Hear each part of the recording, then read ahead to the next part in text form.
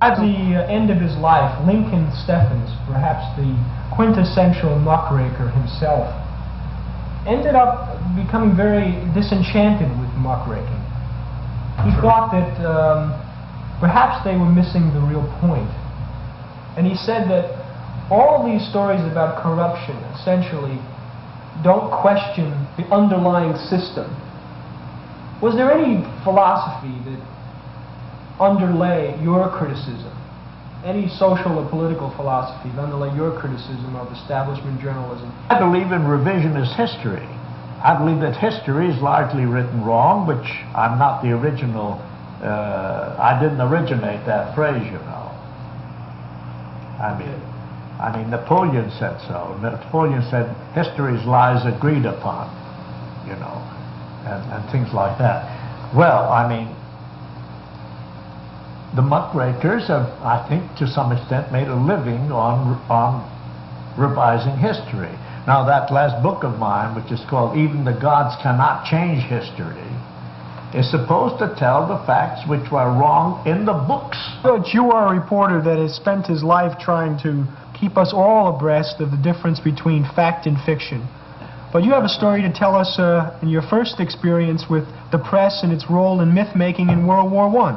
In the First World War, there were only 21 persons allowed to be members of the press corps at any time. G2 was intelligence, we were G2D, which meant we were the press department of the intelligence department. Very well. So I was one of the lucky people. All the rest were important people like Irvin S. Cobb, Damon Runyon, William Allen White, George Petillo, William Slavens McNutt, Collier's, Saturday Evening Post. All these notable names were there. I happened to have a syndicate of smaller newspapers that got me in. Well, my experience was on a small newspaper, and I knew about what the press was up to and all like that. I wasn't taken in by the grandeur of the great names and the great people. Maybe that's one of the reasons why I'm telling you this story, perhaps. Well, anyway, I think I mentioned the fact that that on July the 18th, the American troops, led by the Marines, by the way, give them full credit, they're actually led by the 2nd Division, of which the Marines were only half, but the Marines got credit for everything, always do, you know. Smashed the Hindenburg line, and when we saw Hindenburg later, he admitted this was the decisive day of the war. The American, it was the first time our lines had been broken, and you can say that that was the American troops which won the war. I don't think he used the phrase won the war, but would change the tide of the war. That's the phrase he used. Very well. Flush called in Pershing and said, look, I have a brilliant idea. Why don't your fine American fresh troops, which have had this terrific victory, you see, they're now marching towards Germany, end the war by a wonderful pincher movement. This is the Saint-Mihiel salient, and he called it a dagger pointed at the heart of France. He says, why don't we attack at the two edges of the salient, see, and join our armies there, trap 100,000 Germans in Saint-Mihiel. You see, liberate Saint-Mihiel, the first town to be liberated after 4 years of war, and already trapped the German army, and immediately turn our troops, and he had a great idea for getting all the way to the Rhine. Well, Pershing was very pleased with it, and we all went and got ready. It took us till September about the 11th to get ready for this work. And then at a signal, either 4:30 or 5, in the book I say 5, we were all to go over the top on these two sides, cross no man's land, converge our armies, and trap the Germans and capture Saint-Mihiel. Well, there I was, you see, the youngest member of the army, by the way, of the press section. Let me see, in 1928, I was 28. I was, in 1918, I was 28. Well, there we were in the trenches. This is not my first time. I've been in the Rainbow Division. I think I told you one day that my first night in the trenches, and it was a normal night where nothing happens, like im Westen nichts Neues, nothing happened, except that on the trench next to the one in which I was with the Ohio's, a shell happened to break through the cover, and there were 8 men in the dugout, officers and men. They were all killed. And just that shell fell 20 feet from our dugout. That's nothing happened that night, you see. But this was the greatest barrage we had ever put over, you see. And there I was, thinking I was a coward. My life, I've always thought, if I came to some physical decision, I might be a coward. I might run away. I might not face it. I've never had an experience like this. I mean, it's all right to steal pictures off the wall of somebody you're interviewing, you know, or the man who committed suicide in a newspaper or something like that. But this was a great test, you know. And so I was there. And I tell you that I think the main thing is mass psychology. I was there with all the doughboys. I mean, the whole Rainbow Division. I think we were all, in a way, I mean, they say the good soldier must feel fear. We were all trembling with fear, perhaps, but when the moment said go over the top, and you realize that for 4 years, anybody that showed a hand over the top, or let alone his head, got it blown off. We all jumped up and went over the top. And I felt no fear, I felt exhilaration instead. It was tremendous. And then our barrage stopped. And then the great surprise of my life, it was total silence. There was nothing there. After all these years, there was no reply from the Germans. There was nothing. There was no man's land. We walked wherever we wanted. We found the ruins of a plane that had been shot down earlier, an old tank, turret shot out or something. We got to the German trenches. We admired how well they lived. They even had electric lights in their trenches. They lived well, you know, at least the officers did. And we went across, and nothing happened. So I said, well, you know, we were on the pictures. That was 20, that was, if Saint-Mihiel was there, we were up 50 miles away or something, you see. So I said, this is no good. I'll never get there. And, of course, being one of the lucky people in the press section, I had a Cadillac. The one and only time in my life I ever did. I had a Cadillac and a sergeant who drove it and all that. That's what the 21 of us each ranked a Cadillac. And I went and got my driver, and I said, look, let's drive back and try to get into Saint-Mihiel. And then he was the brilliant man. He said, look, everybody's going to try to do it. Now, we know that all the roads are mined. And when they're not mined, there are tank traps. Now, look, here's what we will do. Let us drive around. We have the time. Let us drive around and make a detour and then come on Saint-Mihiel from another section north of the town, you see, where they never expected anybody to come from. And maybe they will get in there. And he drove around to a town called Chauvancourt, which was northwest. When we came to Chauvancourt, we found a trap in the town. The main road went through the town. The tank trap was a hole between the houses so that nobody could get through, but we were practically in Saint-Mihiel there. So we left the car on the other side of the tank trap. You see? We walked across. We walked on a side street where no car could, a little narrow street. We got to the river Meuse, or as General Pershing called it, the Meuse. We got there, and there was Saint-Mihiel in front of us, and to our great surprise, we found French colonial work troops building a plank bridge into the town where the big bridge had been destroyed. And they were in sort of blue fatigue or whatever it was, so they had been there before us, and nevertheless, being the correspondents dressed in practically an officer's uniform, you know, we didn't have, those who did wore the whole Sam Browne belt, but those who felt queasy about it left off the shoulder strap, just the belt around here, but an officer's uniform. We got there, and they all thought, hurrah. They said, who are you? Are you Germans? You're wearing a brown uniform. We said, no, we're the Americans. Well, when they heard Americans, they gave us the grand ovation. And then we said, well, where are the Germans? They said, the Germans have been gone for almost 2 weeks. So here General Pershing and Foch and all our great intelligence had made this greatest attack with the greatest expenditure of ammunition we'd ever made, with tanks in preparation. I think that Patton's tanks were in the back of us, and all that. And there wasn't one German there. They had at least 10 days earlier pulled out, and there was nobody in Saint-Mihiel but the few French colonials building a bridge, which we crossed And the whole town turned out in the center, you see, and gave us the reception. 2 hours later, General Pershing, who had got caught in one of those tank traps or mines or something, eventually got there with the Secretary of War, Newton D. Baker, with General Pétain, who was the commander of that front, whom Foch sent. And Clemenceau was supposed to meet him there too, but he got lost, and worst of all, the U.S. Signal Corps, which was supposed to take movies of the triumphal entry of San Miguel, never got there at all. So the photographs I took, these few stills on a little camera that I brought with me, I think it was about 2 inches by 3 inches, in plates, by the way, are the only historical evidence of Pershing walking across the plank 2 hours after I was there into the town. Well, you could never repeat this great celebration for Pershing, you see, which they gave us. However, the mayor and the chief of police and some of the people who had been in hiding and came from elsewhere, and there was a few speeches made at the city hall in honor. Well, I told them who Pershing was. They didn't even know his name. The Germans didn't tell them much about the American army being there.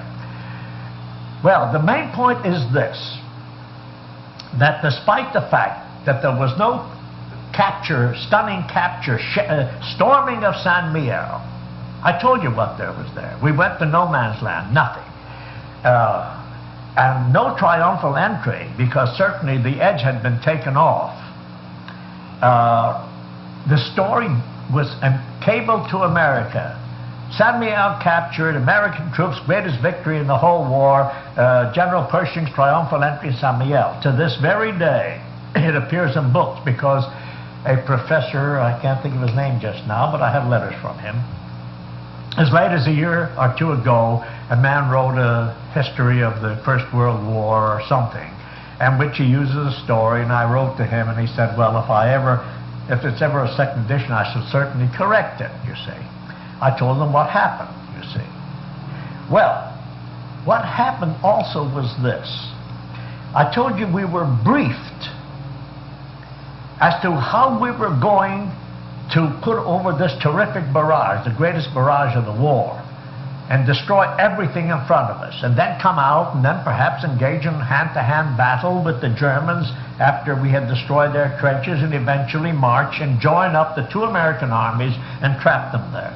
Well, we were briefed, and it was Fox Connor, I told you, the chief of operations, and General Nolan gave us the story. And he said, at so-and-so, at 4:30, the barrage will start. At 5 o'clock, we go over the top. At 5:15, we shall have reached this point. At 5:35. Well, among the bright boys of the press corps, Freddie Ferguson of the United Press did the very clever thing. You can't say it was a false story, because what he did was to take the briefing.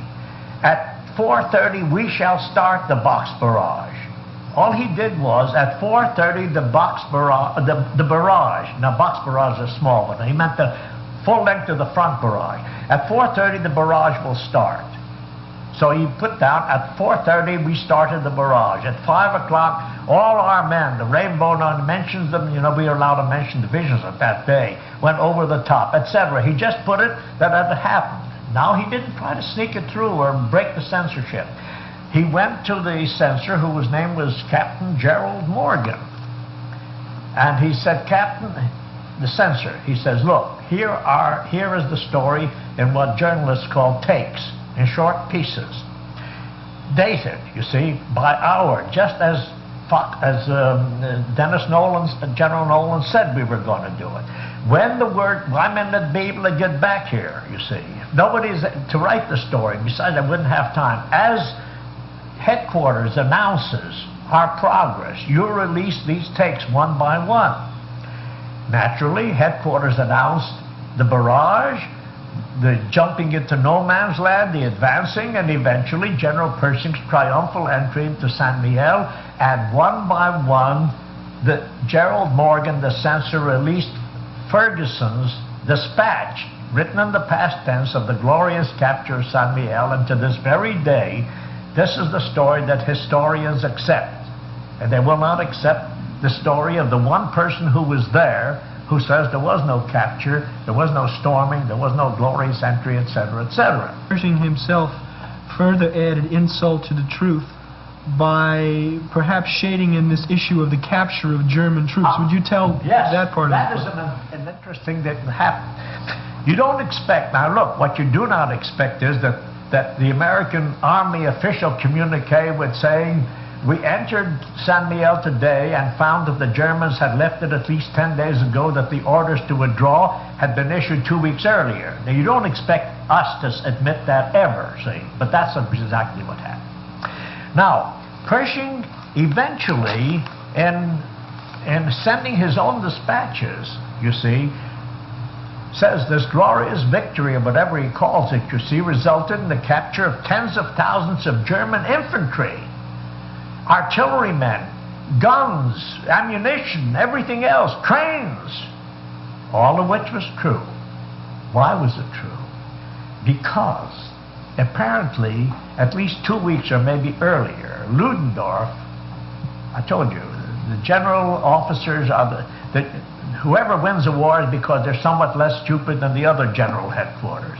Ludendorff at general headquarters, I'm not saying Hindenburg, but Hindenburg was a bright man, but Ludendorff in general headquarters, they had perhaps decided, they certainly had decided to reinforce San Miguel, either before they knew or maybe after they knew we were going to attack it. And so they had dispatched, I don't know, at least 10,000 or more. 10,000 would only be a couple of, no, they dispatched perhaps 10 divisions of men. You see, we captured, I think, 10 or 20,000 men there. They had divisions of men with whole trains and munitions and artillery were dispatched to keep San Miguel, and they kept coming. And a day or two after we were in town, trains started coming in over the railroad from the north. They were coming in from the German side. They'd been on their way, they continued on their way, and they landed at the railroad stations, and instead of being greeted with the Wacht am Rhein or Gott mit uns, they found the American troops. They said, was ist hier los, or something, and they said, put your hands up, you're prisoners, the Americans. Well, some of them very happy about it after 4 years of war. So, but nevertheless, that's how we captured these tens of thousands of prisoners. They simply walked into our lives. They rode in on railroad trains. And that is the whole story of San Miguel. I swear to you, this is the fact.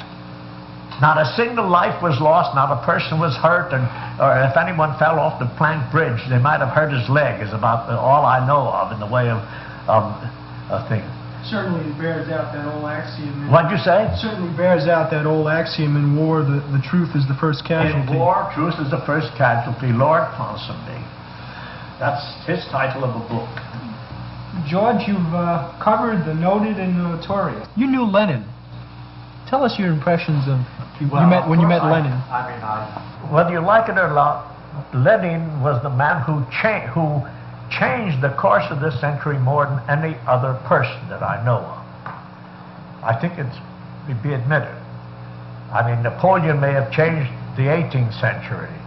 I mean, for good or evil.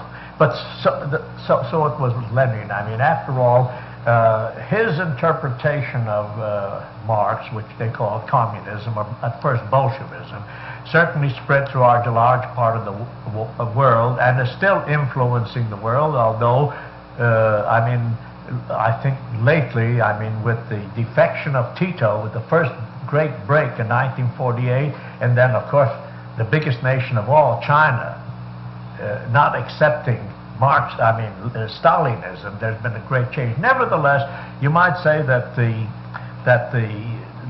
Leninist, or the putting into practice the 19th century philosophy of Karl Marx changed the century. Well,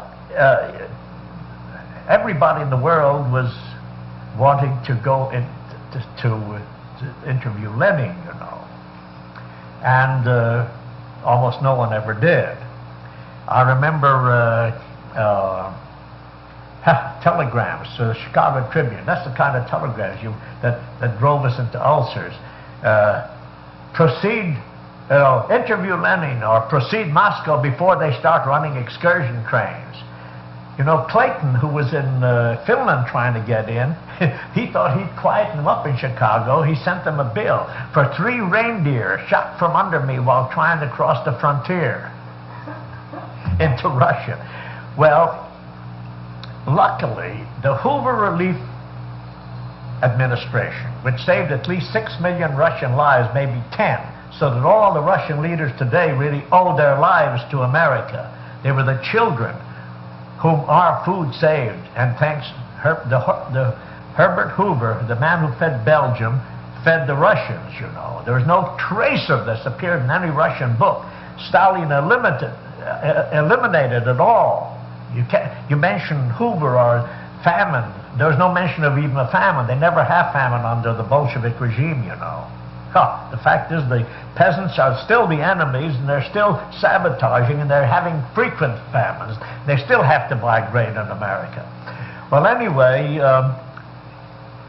Mr. Walter Lyman Brown was a representative of Mr. Hoover's. And in the treaty with Mr. Litvinov, by which we were permitted to enter Russia to save their lives, it was specified that newspapermen have the right to go in. And this is the first time that anybody who wasn't committed to Bolshevism got into Russia, you see. And all of us flocked in there. And of course, the first thing we wanted to see was, the interview, of course, was Lenin. Well, Lenin had this was, in 1922, see. And I remember very well, November the 7th, 1922 would have been the 5th anniversary of the Russian Revolution. And there was a meeting, I don't know, the delegates of all the communist nations or the Comintern or something. It was in the Hall of the Tsars in the Kremlin, and I remember, the Tsar's throne had been pushed back in the background, and there were all the leaders, you know, Trotsky and Zinoviev and Kamenev and Rakovsky. They were all sitting there, you see. And talk about cleverness. The soldiers, at each door there was a soldier with a rifle, see? An illiterate soldier, chosen especially because he couldn't read or write. You know why? Because by his side there was a panel. And on the panel, there were sample cards of delegates and members and journalists, etc., all of whom would be permitted to enter, you see, and nobody else. And say, this was the dais on which they were all sitting. It was above us, about 3 steps up, and here were the 2 tables with the press. And we were about, say, 20 feet from the first door coming in. And we all sort of looked up. There was a little trouble. But one of the policemen, one of the guards with the rifle, he was holding up a man. The man didn't have the right card to come in, and yet he wanted to come in. Well, we looked. You'll never believe your eyes. It was Ilyich Lenin, Ilyich Lenin himself. He had recovered from his first stroke. The doctor said he was capable of making a speech. Apparently, he didn't have the right card for the day, and he couldn't get in. So, of course, they got him in. And I remember this, which it's typical of something of the man's great character. As he went, Zinoviev was speaking when all this was taking place. Zinoviev was the man who spoke in a high falsetto voice, and we all hated him. He shrieked or something.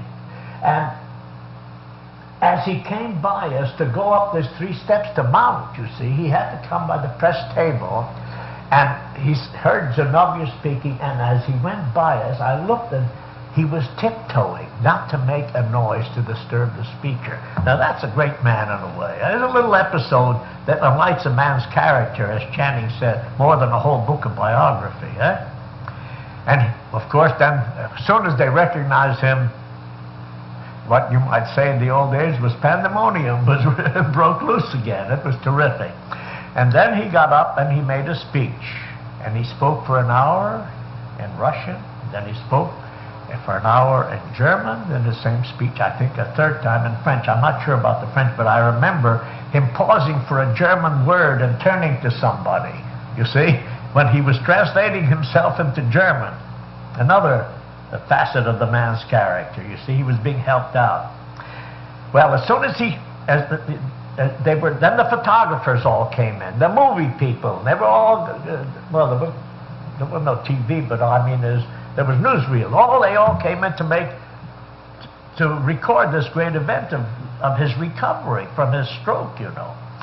And so all the big shots of the commentary and everything were hustling him into this big room where we were all to be lined up, and he was to be seated in the middle, and the commentary and the big shots, the Politburo, not the Polit, please, the Politburo on both sides of him, etc. Well, we tried to interview him, what you might call on the run, in this push. And someone started out by saying, "Do you speak English?" Well, what a question to ask a great man.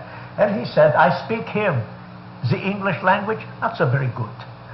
That was his answer, which was all right. And then somebody did ask an intelligent question, while being pushed. And then someone said,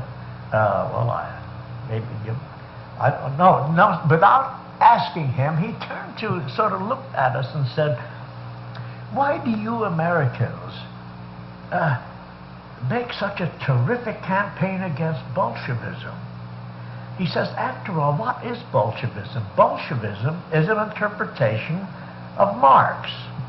It is the interpretation of Marxian socialism originated by an American." And we said, Who? And he said, "Why, his name was Daniel de Leon." And suddenly a great light burst on me. I thought, my father, whose first political activity was at the age of 25, when he was a volunteer worker for Henry George, when they organized the single tax party, because Henry George originated the idea of a single tax, a tax on gains, a tax on property gains, and gains you could do away with all other taxes. Could even be tried today, I think, and work, and it was never been tried in all history. Among the people who were volunteer workers, there was a Father McGlynn who organized or helped the Knights of Labor, a Catholic labor organization, and he was excommunicated for his part in this single tax thing. Louis Post, who afterwards became a member of the cabinet of some U.S. president, and Daniel de Leon, who afterwards founded the Socialist Workers' Party of America, which still exists. They run a paper called The Weekly People. They're still a minor branch of socialism. They still consider themselves the purest expounders of Marxian socialism. Now, they do, whether or not well, anyway. So suddenly, Lenin talking to me and I suddenly thought of my father and the man whom he knew and my father worked with, named Daniel de Leon. And this was about the whole extent of the interview. George, while with the Chicago Tribune, you also went to Italy and covered Mussolini and the rise of fascism there. Well, you understand that Mussolini, up to 22, was a journalist. Now, actually, when I first met him in 1919, that was before fascism was really a power, an organized power. And he was the editor of the, in fact, the first time I met him was at the, in 1919, that's right. That's when I first met him. I was sent to cover a strike in Turin, the Fiat works and so forth, and in other parts. And I remember very well, we all arrived there, we had heard terrible stories about the working people going on strike and yelling "Viva Lenin" and arming themselves, and the wives of the strikers burning Mr. Fiat alive in his furnace, and all like that. Well, of course, as a reporter, I could write this up. But what was the Hearst man to do who was sent to get pictures? So he went out and he bought all the old guns and sabers he could find in town, and he hired a lot of people, and he put them back of a wall, and he himself wrote Viva Lenin and a sickle and hammer on it, and then photographed the striking workers, you see, embracing communism in Russia, you see. Well, then, of course, there was the case of Senior Fiat, you see, who was burnt alive. So the first thing I said when I got to the hotel, I said something about, and the man said, my dear sir, I'm sorry, but you seem to have made a mistake. Fiat is not the name of a man. Fiat stands for Fabbriche Italiano Automobiliche Torino, F-I-A-T. It's the automobile works of the city of the Fiat of the city of Turin. Now the owner's name Agnelli. He still is. Agnelli is one of the biggest men in Italy even today. You see? He says, I can call him up for you if you want to interview him. So here's the story of the workmen's wives who were even more vicious than the working people who just yelled Viva Lenin, the workers' wives who burned Mr. Agnelli in his... Well, when there was no story, I was there with I was working with Lincoln Air, the World, with the World and the Chicago Tribune. We figured we're not rivals exactly, so we cooperated frequently.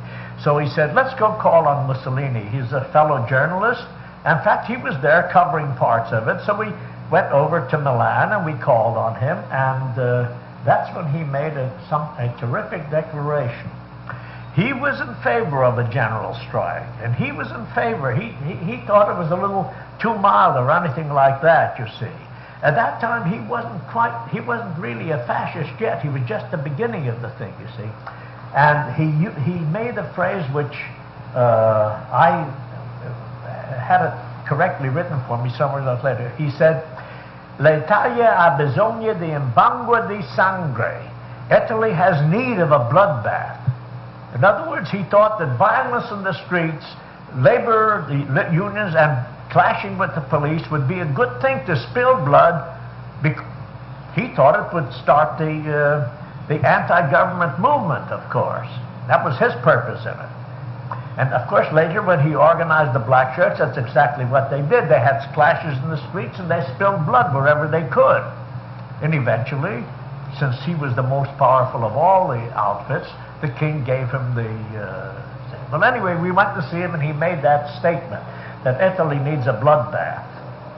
And he talked to us as caro collego, meaning my dear colleague. He called us his colleagues and all that. I mean, this was long before he was, fascism was actually started, by D'Annunzio. And also in 1919, the same year, earlier in the year, when he took Fiume, he had the black shirts, the Dalmatian Legion, which later became the Arditi of Mussolini. He also collected all the money.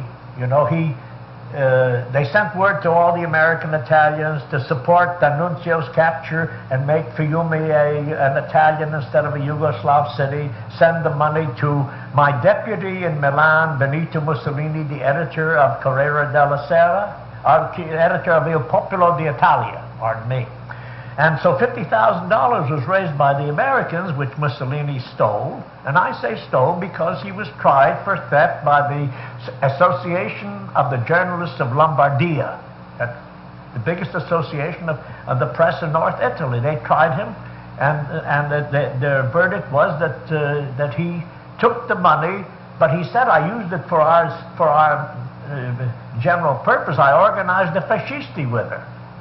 Well, anyway, this is my friend Mussolini, who continued to call me caro collego on every occasion that I met him. In Italy, before he took office, and very interesting point, I don't know if any people know. In October 1922 is when he arrived by train, you see, the famous March on Rome. There's another great myth of history. No fascists marched on Rome and occupied Rome. They came by Pullman. He came by Pullman car, and the rest came in cattle cars or ordinary passenger cars from Milan. And they got there, and the king handed over the government to them. That's all. 3 days later, he led a march, a triumphal march through the city. Himself, De Bono, Grandi, and all the big people, you see, which is called the Glorious March on Rome. Of course, I can tell you, I have a secret in one of my books, which I call, I think it's an illustrated book called, I think it's called World Panorama. I tell the story that this Glorious March on Rome is a fraud, and all the photographs were taken 3 days later, and I didn't supply the pictures, but Little Brown bought a bunch of pictures to illustrate my book with, and one of them is marked the Glorious March of Rome, the famous picture which I call a fraud. Only they don't identify it as that. Well, in 1924, in June, Mussolini had his chief competitor, the head of the Socialist Party, Giacomo Matteotti. He had him assassinated. He was stabbed 20 or 30 times and died in an automobile. Mussolini afterwards announced that he died of a tuberculosis hemorrhage. The people who killed him, including Rossi, who was, or anyway, Filippelli and Rossi were two members of the cabinet who made confessions. The actual man who stabbed him was named Dumini. I can't remember his first name, Albert or something. Dumini was from an American born in St. Louis of Italian parents, either married to a Miss Williams or the son of an American woman named Williams or something. And Dumini was the actual assassin, but it doesn't matter. Rossi and Filippelli, who were members of the cabinet, took the blood-stained garments of Matteotti and sent it to Mussolini to prove that they had done the job that he told them to do. And this man, Mussolini, actually, when Mrs. Matteotti came, said, "Where is my husband?" He said, "We will find him for you. He may have gone away to France. Maybe he got scared or something like that." After he knew that I don't know what they did with the body. I don't know if the body's ever recovered. What's the story behind your expulsion from Italy? Huh? What's the story behind your expulsion from Italy? Was it because you exposed this? Yes, well, of course. Look, on June 29th, 1924, I was in Italy, see. I built an office there not far from the Palazzo Chigi, where the famous balcony that he addressed the crowds from. I overlooked that. I could take pictures of him. He later said that I put it there purposely. He says that one day I'd come with a gun and shoot him. That's what they told people at the press afterwards. Anyway, where was I? Why were you expelled? Yes. So this is the day in which, on February 29th, I'll never forget the date, because he said, "Look, I forgot it was leap year. I have no appointments." I kept asking him, said, "I'll talk to you for hours. I have nothing to do today." And he talked to me for a couple hours. Nothing on politics. So we discussed art and literature and poetry and music and all like that. And I noticed that this clever man, this who had become the head of a country, he figured out, well, who was just a reporter, you know. So he would use phrases from Machiavelli and Nietzsche and all like that as his own, thinking, well, I'll put that over on him. He said, "As far as my sex life goes, my motto has always been, 'Thou goest to woman, do not forget thy wit.'" Direct out of Nietzsche, you know. I mean, it's a quote, only Nietzsche has someone say it, not that it was his own view. But it's from Thus Spake Zarathustra and things like that. And then he would use titles of books by people as if they were part of his vocabulary. Like, "Well, I am human, all too human." That's another one of Nietzsche's books, you know.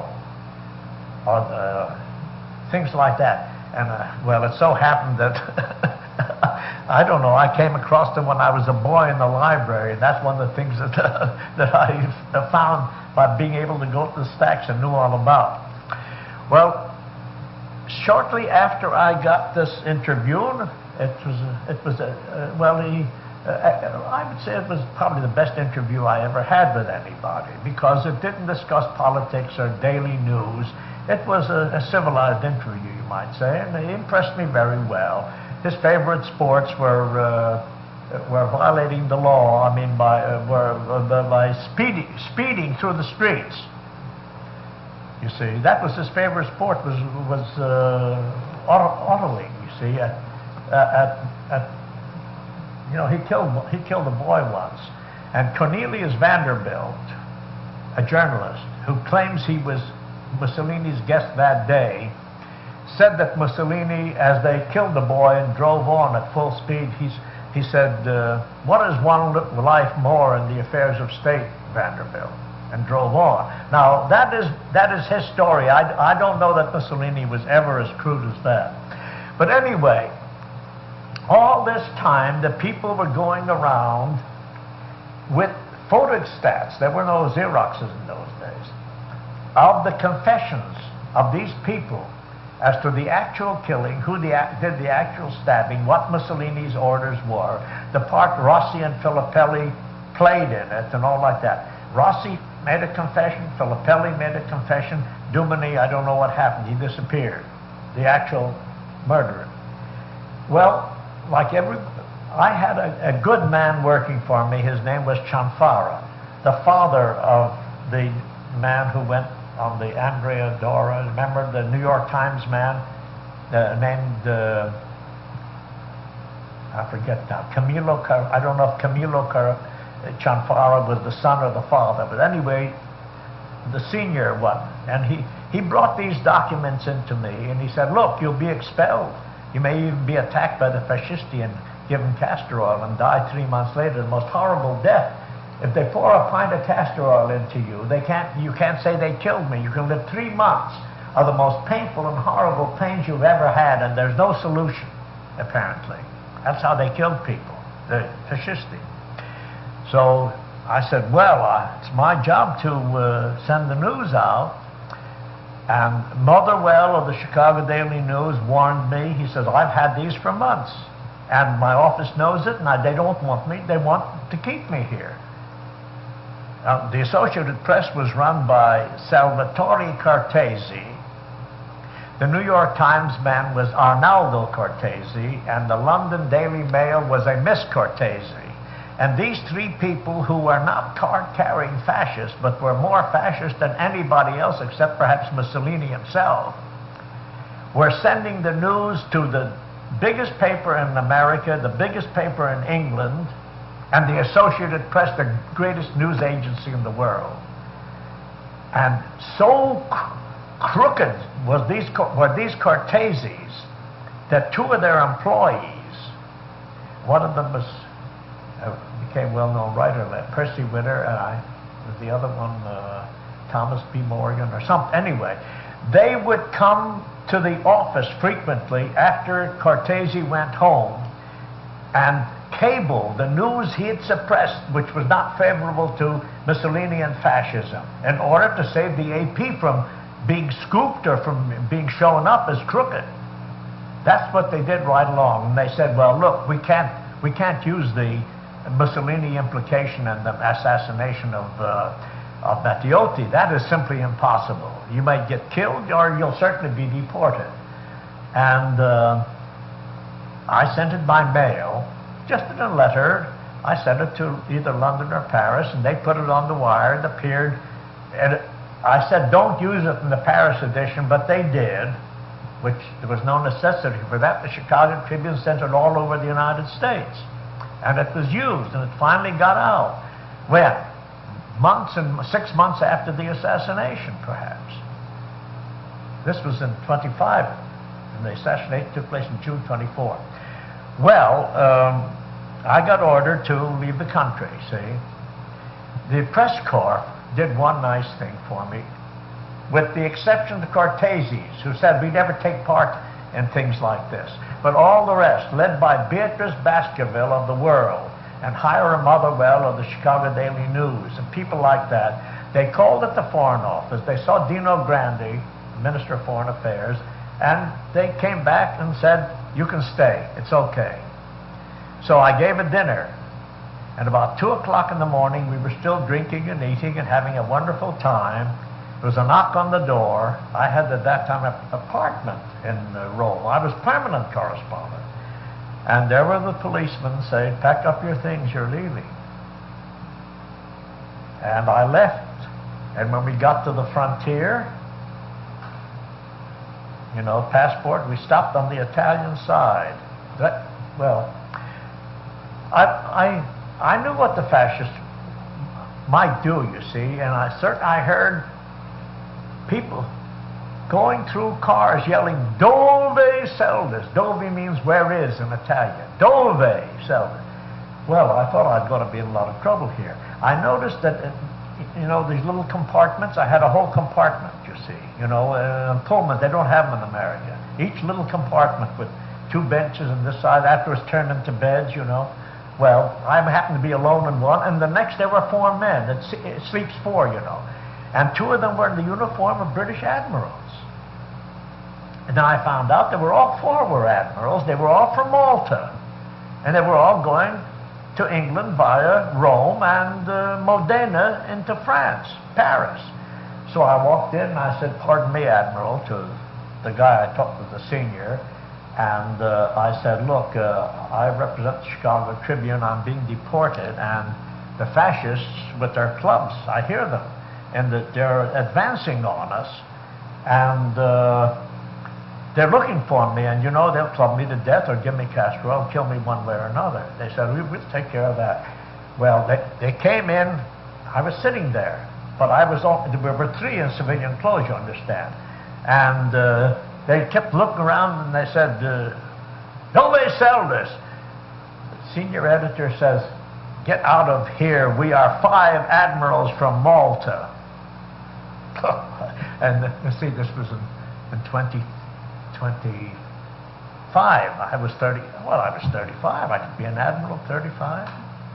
Lower grade. But anyway, and he threw them out. And that's what saved my life. That's one of the chances. I mean, was this really a chance of losing my life? Maybe, like going over the top and finding nobody. Here was the fascists. I don't know. They would have done something to me, beaten me up or clubbed me anyway. You know. Well, anyway, so this is my episode with Mussolini, and I never saw him again or heard of him again. George, you've covered the noted and notorious. Let me tick off a few names for you. You met Lenin. With the Chicago Tribune, you also went to Italy and covered Mussolini and the rise of fascism there. Another fascist was Adolf Hitler. You met him. Tell us some of his. Give us your impressions of Adolf Hitler. All the dictators. I never knew Franco. That was after time. But as a Chicago Tribune man, Europe was in the hands of dictators. The thing to do is get an interview with the dictator, see? Well, I was Berlin correspondent of the Chicago Tribune, technically. Well, I was officially there for, say, 5 years, and then I was made roving correspondent for Eastern Europe with headquarters in Berlin for 5 more years. In other words, for 10 years I was headquarters in Berlin. I had a beautiful suite of rooms, Hotel Adlon and all that. And I quit in 1929 when my order for my first book was, and I had a book published and all that. And some years, even after I'd quit, I was sitting with a lot of newspaper people reminiscing about, we all had seen service in Berlin, and there was a man named Pierre Loving of the Hearst Service. He was then in the Washington Bureau of the Hearst Service.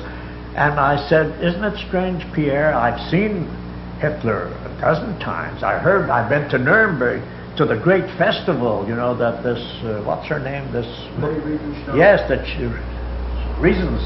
And Lenin Yes, that she choreographed. It was terrific. It was tremendous. He was wonderful, you might say, as a demagogue and those things.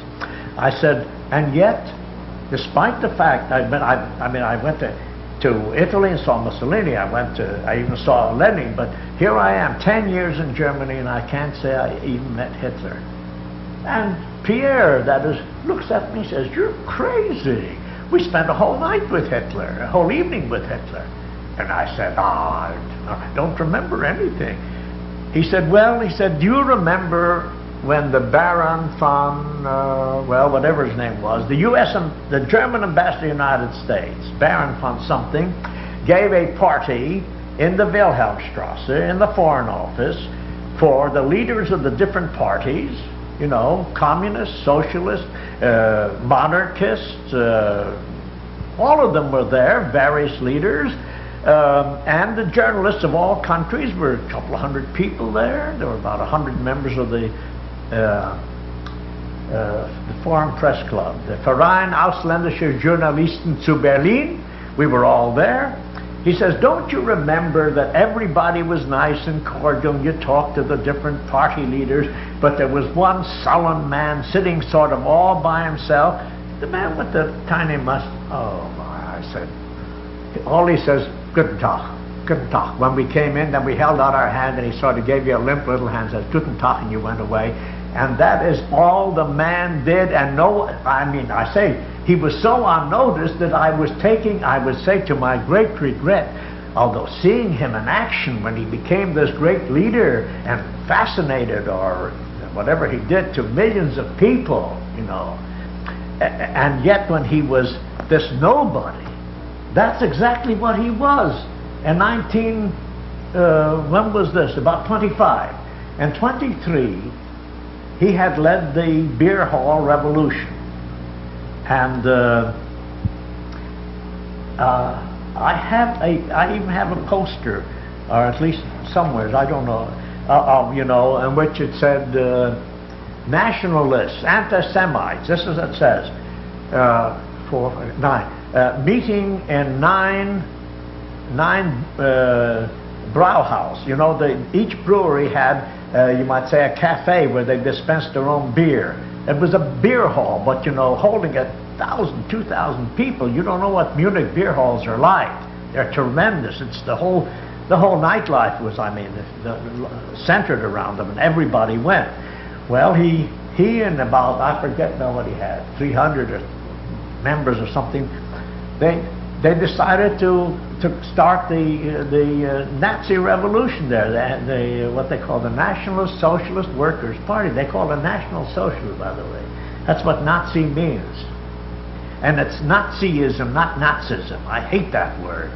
Nazi means National Social Workers' Party. Ism is ended on. Well, you can't cut off one of the things.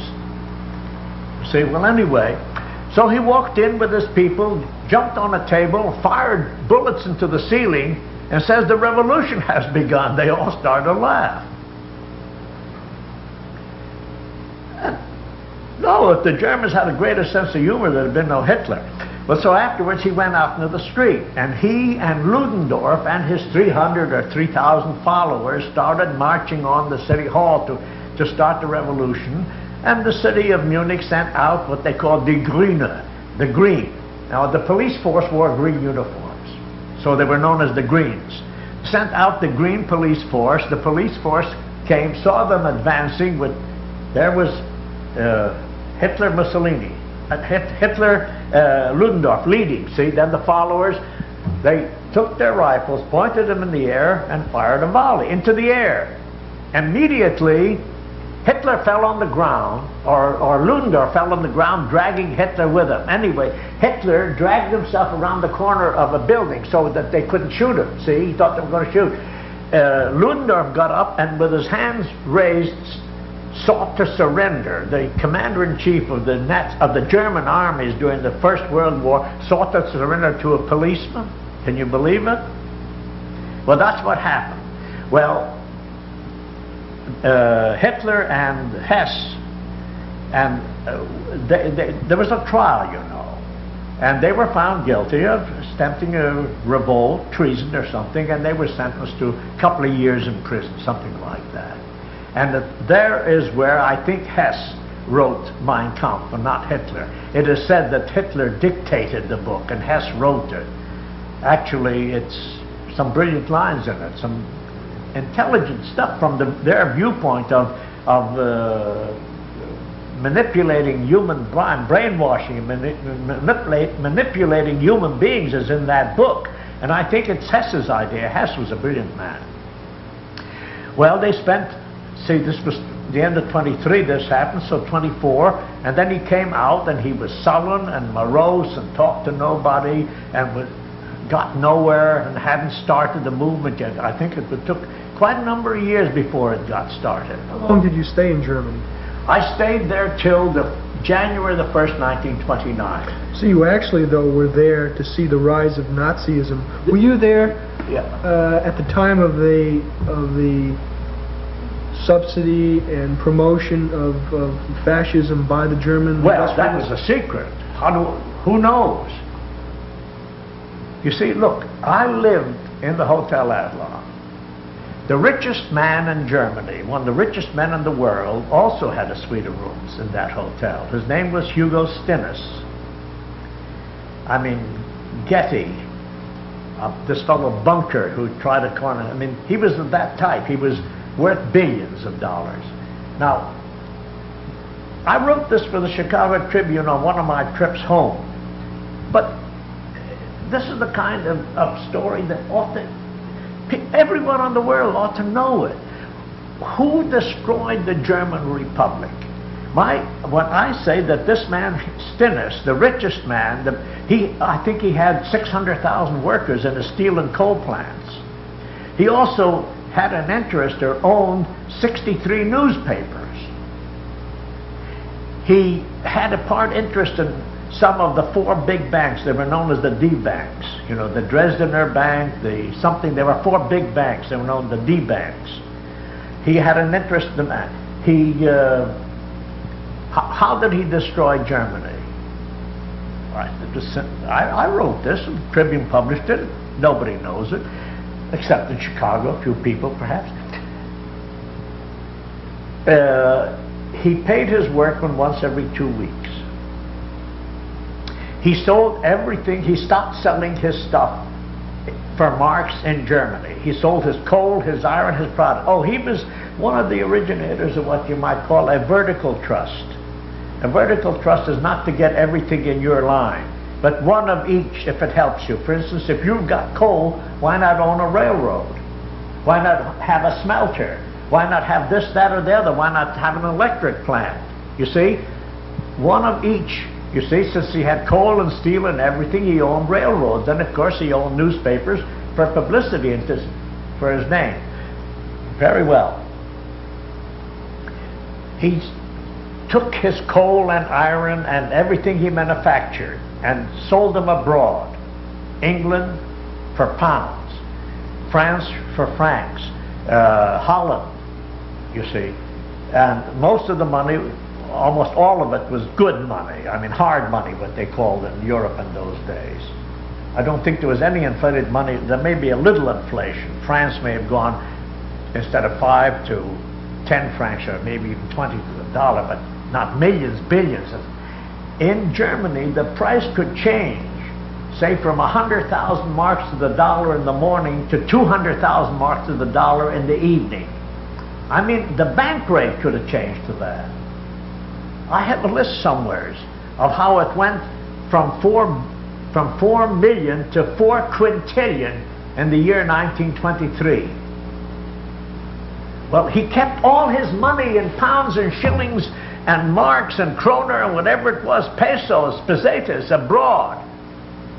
And when it came to paying his workmen, he would draw a check for say £1,000 instead of 20,000 pounds or 100,000 pounds. Get the number of marks, trillions of marks, and pay his workmen in marks. And the workman would have to, as they say, take a baby carriage load of marks to buy a loaf of bread. Now he ruined his own country, because when Hitler came into power, it was on the slogan, we didn't lose the war, we were stabbed in the back. The profiteers and the so forth, And the people who ruined the inflation people, the international bankers, the Jews, the communists, the socialists stabbed us in the back. I mean, that was the big propaganda, you see. And it worked. And no one has ever told the truth about people. Thiessen did. Thiessen wrote a book called I Paid Hitler. The only man ever told the truth of the crowd.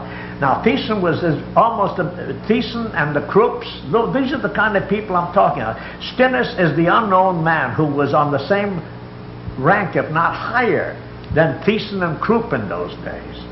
He was the big newcomer in industry. I mean, those things do happen. You don't have to be of a, you know, the old Vanderbilts or something like that. He was a newcomer, but he got it all. He was the richest man, as I say, in Germany.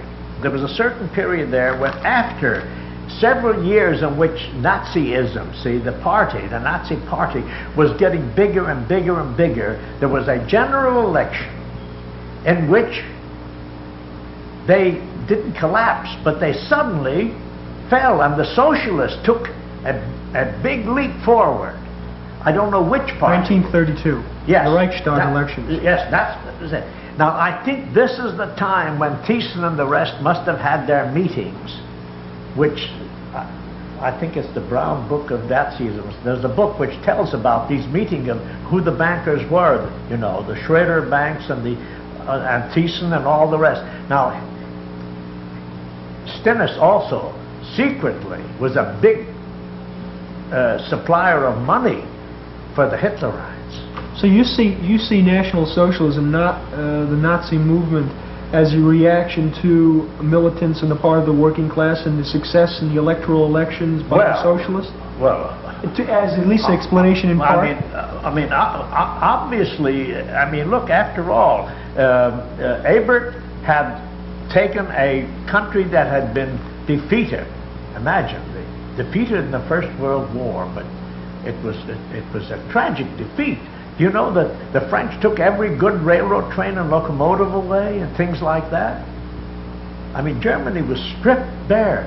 And in a few years from under Ebert, you know, when I met Hindenburg, in which I said, what are you doing now? He says, I'm a military, I take orders. My orders now come from the president, Ebert. I shall disband the army in according with his rules and retire to private life. I am now in the employ of President Ebert. That's what he said. And he meant it, I believe, maybe at that time, not afterwards. Well, power went to his head too, maybe.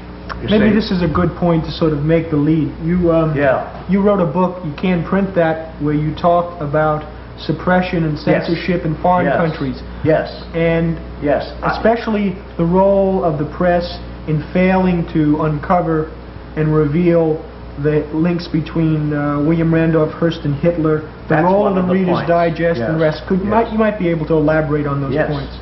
I never met Hearst, by the way, but his chief lieutenant in Europe was von Wiegand, Karl von Wiegand. We used to play poker, thank God for von Wiegand. When we were I was getting $50 a week salary. I never got more than 60 from the colonel. Everybody else was getting 100 to 125. That was good foreign pay those days. Because the colonel figured out they all want to live in Europe, have a good time, living is cheap, give them European wages. The people on the Paris edition itself got 25 a week. People like Shirer and Sheehan, Vincent Sheehan and others, you see, some of them who became noted writers afterwards. Jolas, who started Transition, these were all... Henry Miller, who, you know, he was a proofreader for the Tribune, 25 a week they all got. Well, anyway, Karl von Wiegand got $375 a week from Hearst. He got 100 from the Cosmopolitan, 100 from the INS, 100 from the Hearst Service, 100 from the Knickerbocker Press, I don't know, the different Hearst organizations. I know it was $375 for this reason. We would play poker. He was the worst poker player I ever met because he had to be in every pot. So at the end he would take out one of his checks, you see. So I kept noticing He would say, I owe $75 tonight. He said, divide this among you and take out a $75 check, or take out a $100 check. Has anybody got $25? You divide this among you, see? So Hearst magazine, the Hearst magazine was called the Hearst International, I think, at that time. Big magazine, bigger than Cosmopolitan one time. Well, anyway, so he got that. Well, in 1934, and this is the story that Ambassador Dodd, well, I met Ambassador Dodd. I was a friend of his son and daughter, William Dodd Jr. and his daughter Martha. I still write to Martha. She's living in Czechoslovakia. Well, anyway, the idea was this. Hearst, a meeting was arranged by von Wiegand at one of the spas, like wherever, not Karlsbad, that's in Czechoslovakia. You know, the Bad, Karlsbad. No, Karlsbad is Czechoslovakia. One of the spas, you see. Hearst was there. Hamstangl was there. You know, Putzi Hamstangl, who was the sort of press chief for Hitler. And a contract was drawn up by which the Hearst News Service was sold to the German papers for $400,000 a year. Now, this is now in the libel suit afterwards with a magazine called Friday, owned by a man named Gilmore. The charge is made that in no country in the world has Hearst ever gotten more than 75,000. That's one, but most of them are 40 and 50,000 a year for his complete news service. That the other $360,000 was a bribe. Well, that is merely what a lawyer says. But what you can find in pictures in this book is that within a month or two after this contract was made, you will find, and I have photostats of it, Goering and Goebbels and people like that having full pages favoring Nazism appearing in the Hearst Sunday Supplement magazines. You see, that's what I mean. If it wasn't a bribe, what was it? And then, of course, here they are. There are the pictures for you. And then Mr. Hearst wrote an editorial, signed it with his own name, in which he says that Hitler has revived the great spirit of the old German people, and they'll be a great nation again, and all like that, in favor of Hitler. I mean, I don't say that he went on and said the thing to do now is to massacre the Jews or invade Poland, and you see. Hearst wasn't alone in this. The Reader's Digest also wrote some very flattering things about... well, the Reader's Digest, I simply, just reading the Reader's Digest, I came across articles saying what's good in Hitler Germany and things like that, which is pure, you might say, propaganda. And in those days, there's no question that the Reader's Digest is something I don't know anyone else except my newsletter, in fact, ever pointed out in issue after issue. The Reader's Digest, in its underhand, crooked ways, was one of the leading anti-labor publications in America. It had 2 or 3 well-known anti-labor writers, and they wrote articles against unionism and labor unions and all like that. There is no question of that. And well, I mean, as far as Hitler goes, here is the proof. Here is an issue of Reader's Digest. It says May 1938, and what have they got in the May 1938? A feature story by Stephen Robert, The House That Hitler Built. All in favor of Hitler. Now, that's one of them. Now here is an article by Douglas Reed. It says, What's Good in Germany? This is dated September 1938, the same issue. No, this is May 38, September 38. Now, or later on in 39, on Franco's side in Spain. On Franco's side in Spain, an article favoring, I didn't notice this. It says condensed from the New York Times. Anyway, it's by Ellery Sedgwick, who was the editor of The Atlantic, and who was as close as to fascist or Nazi as any American I know. So the bulk of the American press was pro-fascist and anti-labor. The American press accepted the fascist statement that the other side was red. Did you ever attend a rally in Nuremberg? Yes, oh yes. Could you just sort of just paint some of the picture of what that was like, and what kind of a speaker, and what was the sort of atmosphere of one of those rallies? It's incredible that the man who crawled in the dust around the corner when they fired a volley into the air in 1923, by 1930, well, I was in Germany last in 31. I went back once or twice, you know, just for a few weeks just to see just what things were, or maybe for a chapter of a book or something. But I don't know when I attended this rally, but I know I was in the press section and the galleries. But there's no question that either the man had it hidden in him, or the hysteria of power drew it out of him. It's hard to believe that this, you know, he was a Feldwebel, meaning a corporal. He was a runner in the First World War. It's hard to believe that in so few years that he would stand up, you know, glorified as an enormous figure, addressing 100,000 people, and the Heil Hitler, and the surge of emotion which carried everybody away except the newspaper people, I might say, and I don't know, it could have affected him too. I mean, he was made by his own power.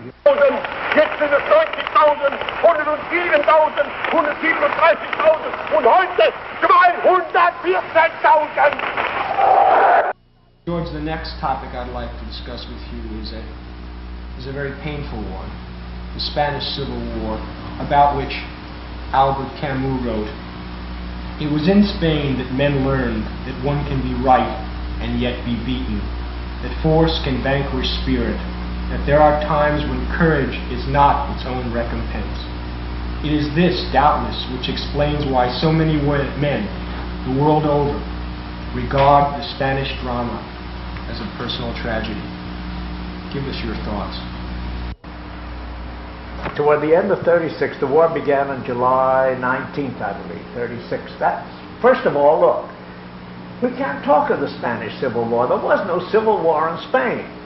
There was an officers' uprising. I think the Spanish refer to these things as a pronunciamiento, where they take place in South American, Latin American countries. In the old days, they used to take place every Thursday and Wednesday, or something like that. They took, all of it.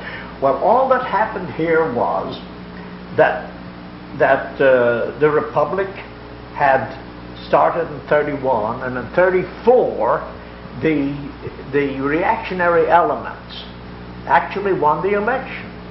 Whether it was a fair election or not, I'm not going to argue whether there was ballot boxes broken or not.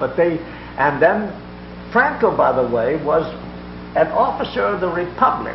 Therefore, he committed treason in this rebellion. But before then, in 34, the Asturian miners had a rebellion because of the repressive situation there and mining conditions. If things are bad in Pittsburgh, you can imagine what they were in the Asturias. So whom did not the liberal republic, but the people in charge of the republic, who were Gil Robles and these people who afterwards became the leader of the fascists, they sent a regiment or a small army under the command of a general whose name was Franco, and who shot down the workers, the Asturian miners. That is why Passionaria, you see, who was the wife of an Asturian miner, became the communist leader. This is what made her that. It was the 1934 shooting down of the working people by a man who at that time technically was still the employee of a republic did it. Well, on the Franco side, there were Hitler's Condor Legion, about 50,000 people who saw service in the aviation, and 200,000 Italian infantry, I'll have you know, did most of the fighting, and of course the Moors that Franco brought in, you see. Now, who were on the loyalist side?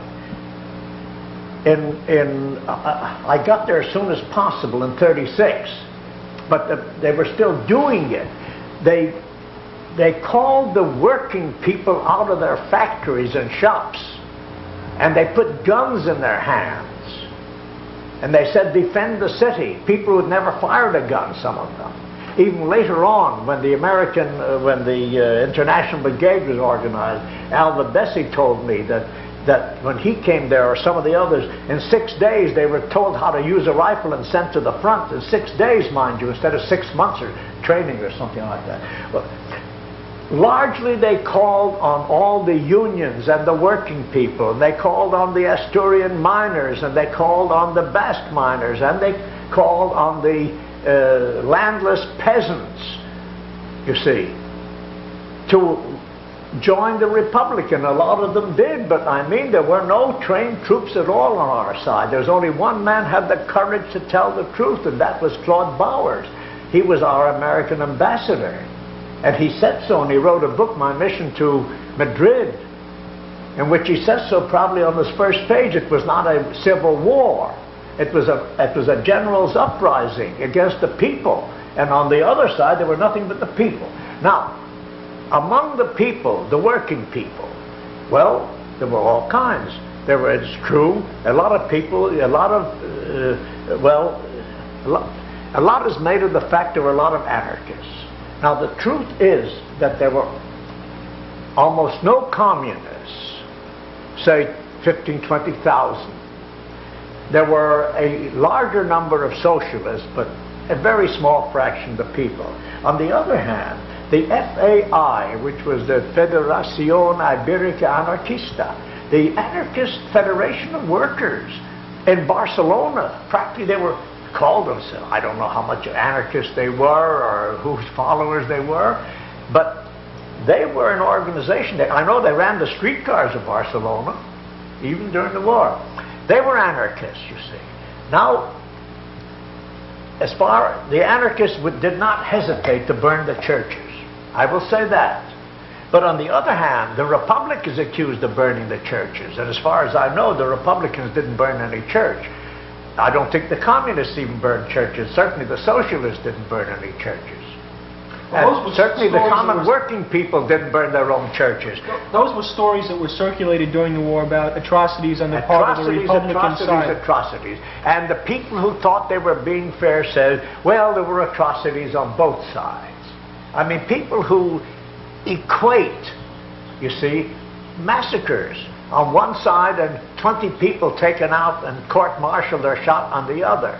I mean, look, I think that the Franco people, at least in the books now published in Spain, historical books, not written by radicals or Reds or anything, but the history, it says that in the first 10 years of Franco's rule, there were several 100,000 people in jail. In fact, everybody who had a blue mark here, and those are mostly working people, didn't know how to handle a rifle, and they'd get kicked back, you see. They were put in jail, and Franco executed at least 10,000 people a year for 10 years after the first 10 years after the war was over. This is not listed as an atrocity. No one ever mentions it or anything. Why? I don't know why. But the fact that the anarchists destroyed some churches. Bauer said, I looked at them all, and I knew that there were these black, by the way, black and red were their colors. And they didn't hesitate. I mean, the anarchists would, like, you know, nowadays they say there's a certain atrocity that takes place, or terrorism, and so takes credit for it. Well, in the old days, as a rule, everybody kept quiet about things like that. But not the anarchists. The anarchists admitted it. They believed in a certain amount of terrorism, perhaps. Incidentally, the anarchist movement now under the new republic, and that's one of the things Passionaria told me about. It's, in fact, got rather excited about it when she told me, she says, and one of the important things of today is that the anarchist movement has fallen verticalmente. And she sort of got up like this and with her hand, you know, which I thought was a very good gesture. Well, anyway, it was foreign troops, fascists, Nazis, against the working people and their allies, including anarchists, if you want to say so, who were this, that, and the other. I don't know. My father used to be called a philosophical anarchist or something, just because he didn't belong to one of the regular parties. And I have a sympathy for Prince Kropotkin, and if Tolstoy and Prince Kropotkin were anarchists, I mean, they were philosophers. Who financed Franco? Last year, I think it was, or 6 months ago, there was a series of articles in the New Yorker of the Duke of Alba and Juan Marsh, mostly about Juan Marsh, the people who financed Franco. Why did they finance Franco? Juan Marsh was one of the biggest bankers. He used to be a cigarette smuggler. He used to smuggle British cigarettes from Gibraltar into Spain. And he was in jail once. Then he became a banker. Then he became the biggest banker in Spain. The Duke of Alba was the illegitimate son of King James of England. He is the Duke of Berwick of England. He's a Fitzjames. Fitz meaning, yes. Well, he used to say, I can walk from Irun on the French border to Cadiz, U.S. naval base, south on the Mediterranean, without taking my feet off my own lands. That man owned millions of acres of land. He was a feudal landowner. The working people, especially the farm workers, had nothing.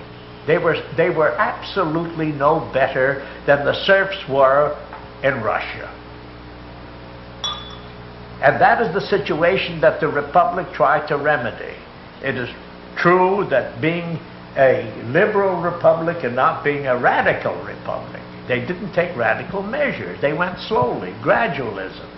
Well, I mean, you know, there are many people with great ideas, great socialists. I mean, the Webbs, I think, Sidney and Beatrice Webb in England, the whole Fabian socialist movement of England believed in gradualism, didn't they, more or less? Well, it was too late in Spain. I mean, desperate diseases require desperate remedies, and they should have taken the land immediately. They did. That's why the Duke of Alba financed Franco, because they did take a large part of his millions of acres of land.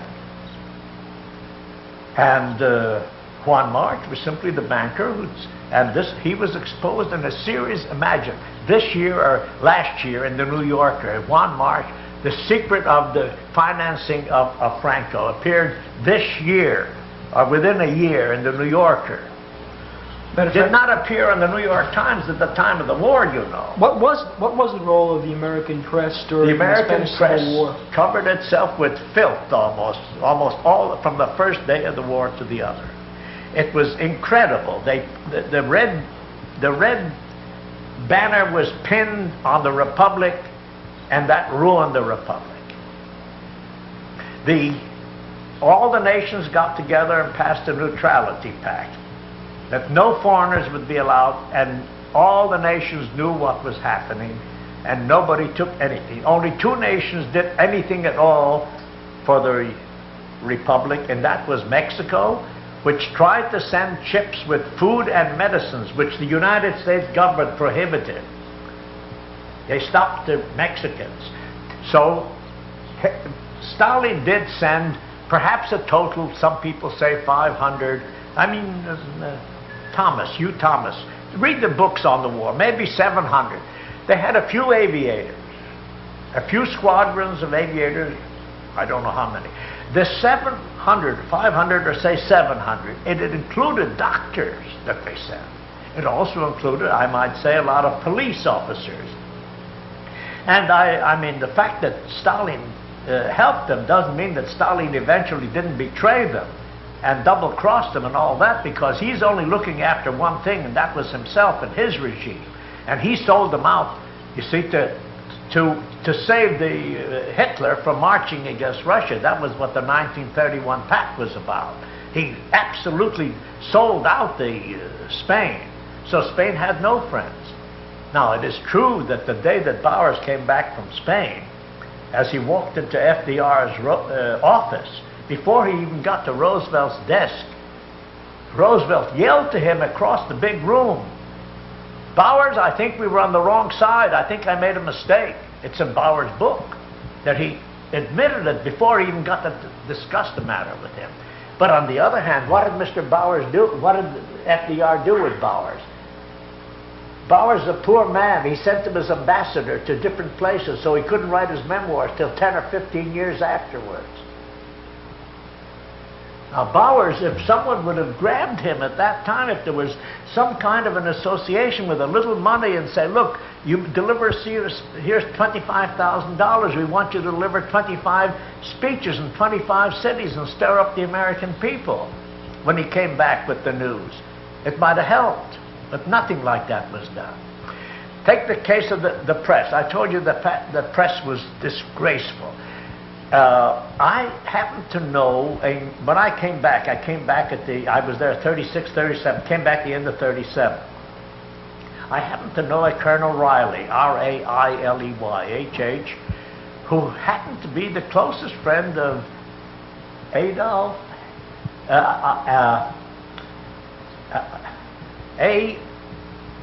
Sulzberger, Arthur Hayes Sulzberger, who had married Cox's daughter and was owner or editor or owner or main owner of the Times. And we were talking about this, and I was telling him about what was happening in Spain. He said, look, he said, I want you to talk to Sulzberger.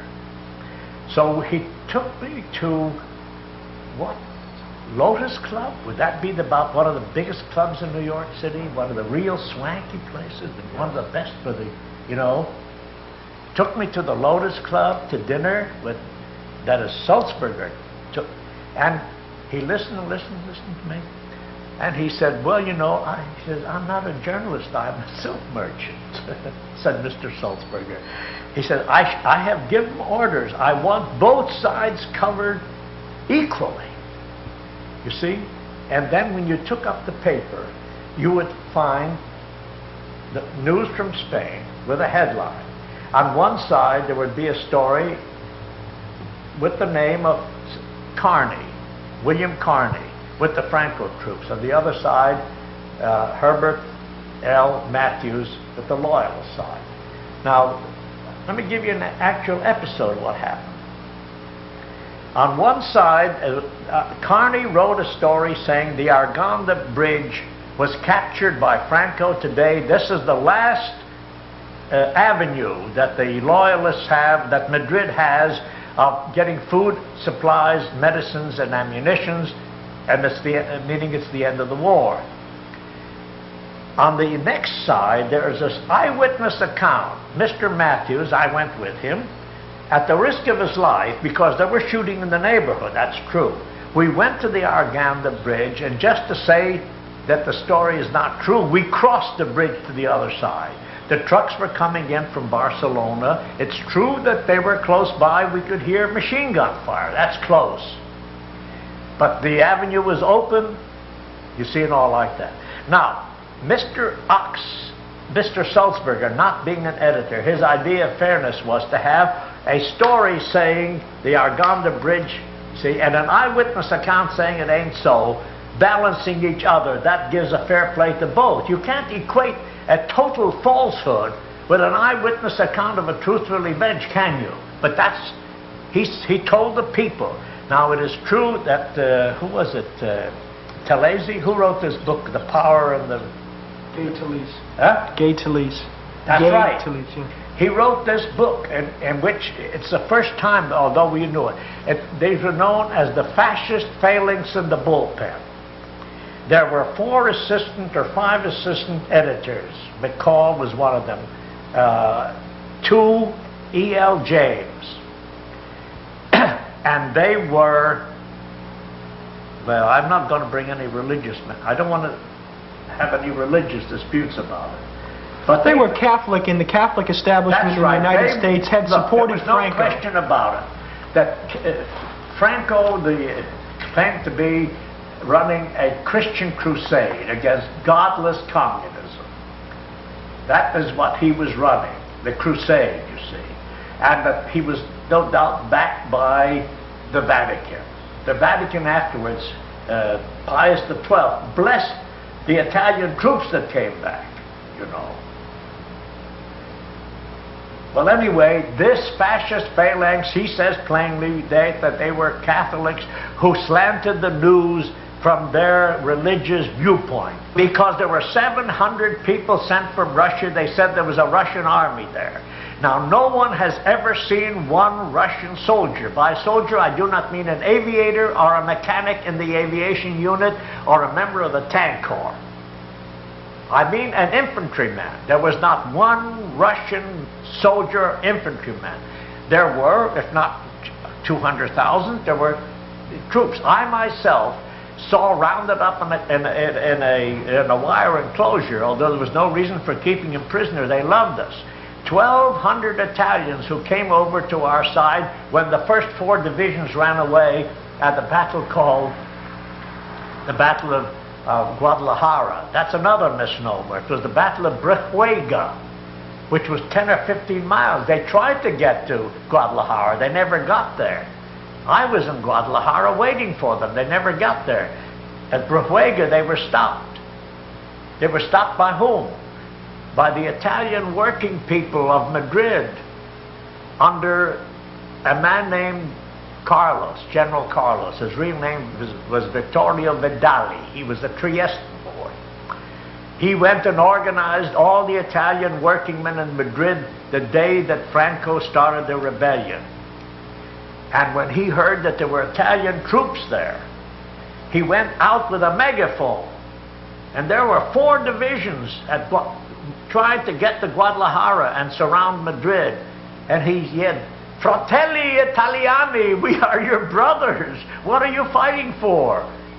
You see, we're fighting for the welfare of all the people and all this. And you are fighting for Mussolini, who said you were being sent to Ethiopia on police duty. Well, it opened their eyes. They didn't even know they were in Spain, some of the first ones who landed there. They were getting 40 liras a day more, though. He did pay them more when he sent them abroad. So you say the press was... And the press, look, I mean, in that situation, when the Italian troops ran away, and we interviewed 1,200, we arrived, we talked to the Italians who said we're glad that it's over for us.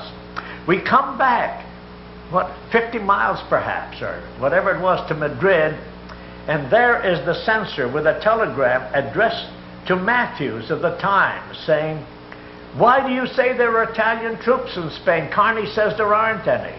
Carney, on the other side, had the Italian troops, sent a telegram that there were no Italian troops there, and Matthews, who with me were interviewing the Italian prisoners, who had seen these 40,000 run away when Vidali talked Italian to them, get a telegram like this signed E.L. James, and I expose things like this, and the Times gives an orders never to mention my name or review my books because I tell the facts about how dirty and crooked they were in the Spanish War. It was James's fault. As I say, Mr. Sulzberger didn't even know what was happening. I mean, if anybody I ever hated in the newspaper business, I think I hated James a whole lot more than I would hate an out-and-out known crook like, William Randolph Hearst, who made a deal with Hitler for $400,000 for his news service. Examples of press censorship. Colonel McCormick was the editor of the Chicago Tribune, the supposed owner also. Actually, it's owned by the Medill Trust, which owned the New York Daily News and the Chicago Tribune and Liberty Magazine and other things. Well, anyway, Colonel McCormick sent me to Mexico, and I thought, well, look, this is a situation, seems to have 2 sides to it. There's a religious quarrel going on. They're the labor unions, you see. They're the oil workers who are fighting the labor union, all that. I will write 10 articles, or I'll take 10 subjects. The oil workers, the hacienda, the estates, the religious question, the shooting up of trains, the terrorists and all like that. I will write that from what I know. I got a lot of my information from Ernest Greening, who afterwards became, he was a labor man, and there was somebody there from the American Federation of Labor organizing the Mexican workers. What was his name? Oh, he's quite a well-known person. Anyway, well, these are the Americans I was with to get the Mexican side, you see. On the other hand, the ambassador was out. There was Arthur Lane Wilson, was chargé d'affaires, and he was really one of the worst. I mean, when I mentioned people like this AFL head, one of the heads, Greening and the rest, he says, "Skunks, liars, they're just Reds," or something like that, he yelled at me, you see. And at the same time, he had in his safe these fake Russian, these fake documents of an American, of a plot, you see, which a man named Avila, who was an agent, you see, was trying to sell us, that 5 American senators, you see, were in a plot to establish a communist regime. Senators like La Follette, you know, people like that. They had the documents, and I saw them. You see, we went to the embassy, and this spy named Avila got them out, and Lane handed it to him. And so he says, "You see, this is from the Minister of War, you see." Do you know what? The first thing I saw was, it said something Ministry of Petroleum, typed out, a Ministry of Education, typed out, and the word Ministry of War typed across or something like that.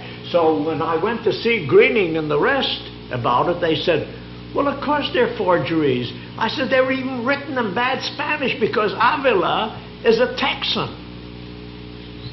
And his Spanish is learned Spanish. He can't even speak decent Spanish." And he himself probably wrote them, you see. And they were for $25,000. So I telegraphed, this one thing I will say in favor of our Colonel McCormick, I said, "These are forgeries." So he says, "Don't buy them." 3 months later, they appear on the front page of the Hearst Press. Sold them to Hearst for $25,000. Well, to get back to why I quit the Tribune and wrote a book, I wrote 20 articles, 10 for the Mexican viewpoint of the people, 10 from the government view, that is 10 from the U.S. Embassy viewpoint, the oil interests against the people. He suppressed the other side, he suppressed the people's side. See, I wrote 20. You have another story, by the way, on Colonel McCormick. Yeah. As you say, he's one of the most world-famous xenophobes. Would you tell that story? Oh, Colonel McCormick? Yes. You want to hear a story about him? Yes. Well, I will illustrate the kind of man he was. He hated, although he was the son of an ambassador, U.S. ambassador to Russia during the 1905 war, by the way. The son of an ambassador. He hated everything European. He hated, I think, even anything American outside of what he called Chicagoland. He was a xenophobe that was really a provincial to his own section, Chicago. Well, Floyd Gibbons was our main roving correspondent. The roving correspondent, there's only one job on every great organization like it. You can go wherever you want. You can go into anybody else's territory. You get double pay, and you're free. And expense cost nothing. It's famous. Floyd Gibbons was the roving correspondent. And they decided to fire Floyd Gibbons for certain reasons. He called us together at the Ritz Hotel.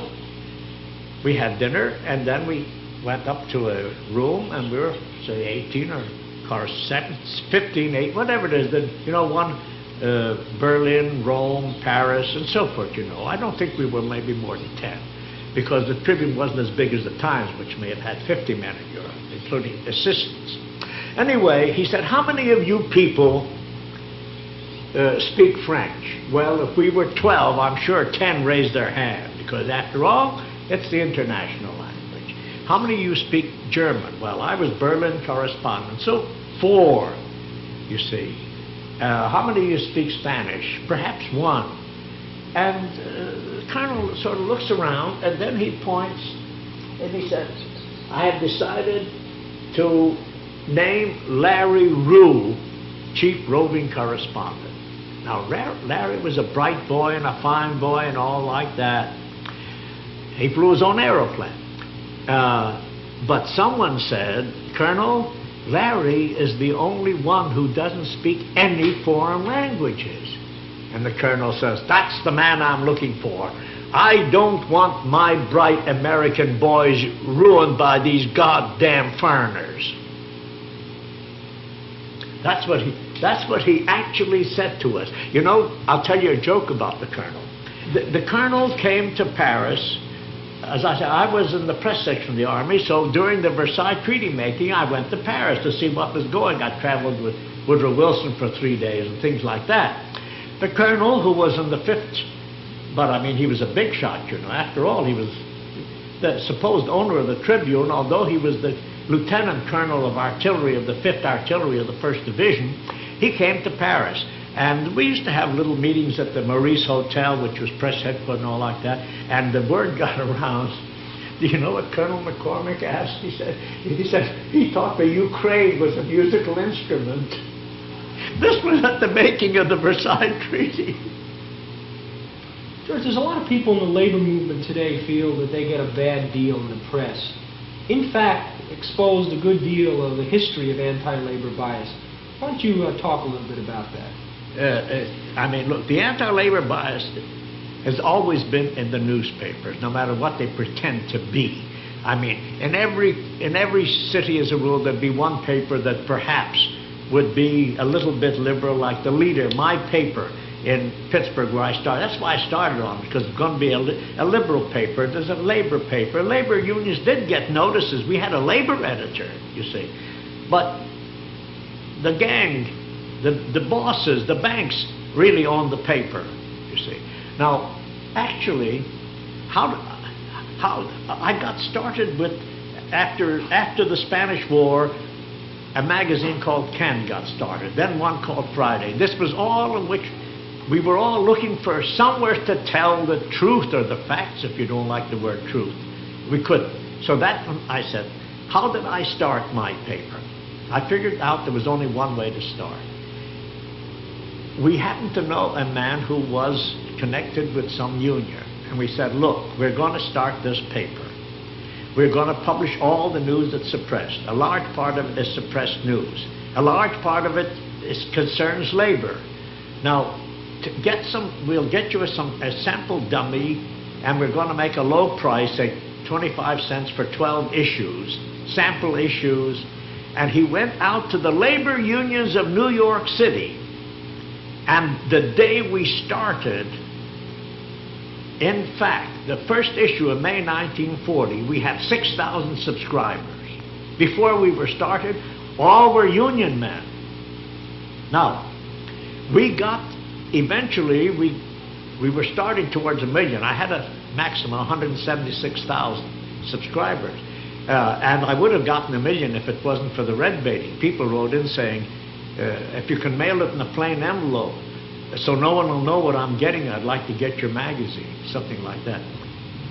George, tick off a few of the things that you tried to expose in your weekly, in fact, that the establishment press were ignoring. For instance, look, we found out that the Federal Trade Commission is and always has been a sort of the watchdog for the health and welfare of the American people. Drugs, tobacco, even car financing. The Federal Trade Commission, we found out, issues more than 365 what we generally call fraud orders a year. They issue stipulations, they issue Anyway, they even have trials and court decisions, whatever it is, you see. Orders, whatever it is. Well, at that time, the press was so corrupt, you might say. I mean, I'm talking of a period of 50, 60 years, that there was no mention of these things. There was no mention when a dollar a bottle thing to cure consumption cure would be put on the market. Pure frauds. But there were big frauds done by whom? By Ford, General Motors, Chrysler? Will you believe it? Well, look, this is a simple little matter. They have each of the big dealers has a financing department. You can buy a $3,000 car, which was big money in those days, see? Financing it for 3 years, for 6%. Fair enough, right? This is what the fraud order says. During the year, you paid $180 the first year, 6% on $3,000. And the second year, you have paid off $1,000. You only owe $2,000.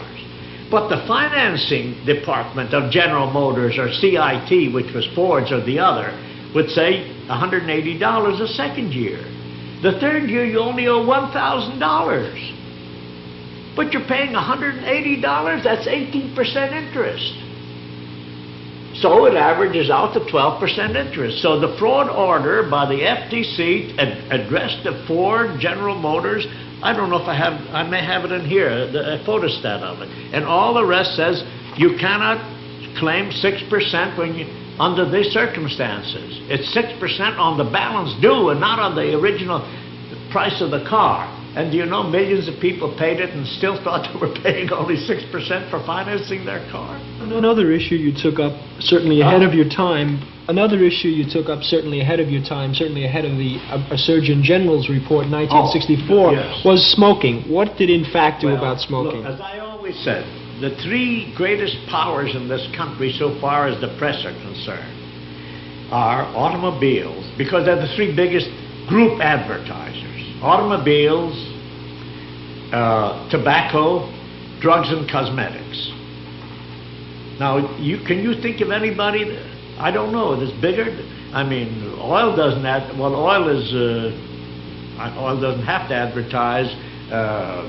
Groceries, no, I mean, a lot of groceries advertise, but no. These are the three biggest groups. Always, you know, they appear in editor and publisher. It's the 50 largest groups of advertisers and what they spent this year. Hundreds of millions each year. And 123, 132, 312, these three are always the first three. They never vary. Very well.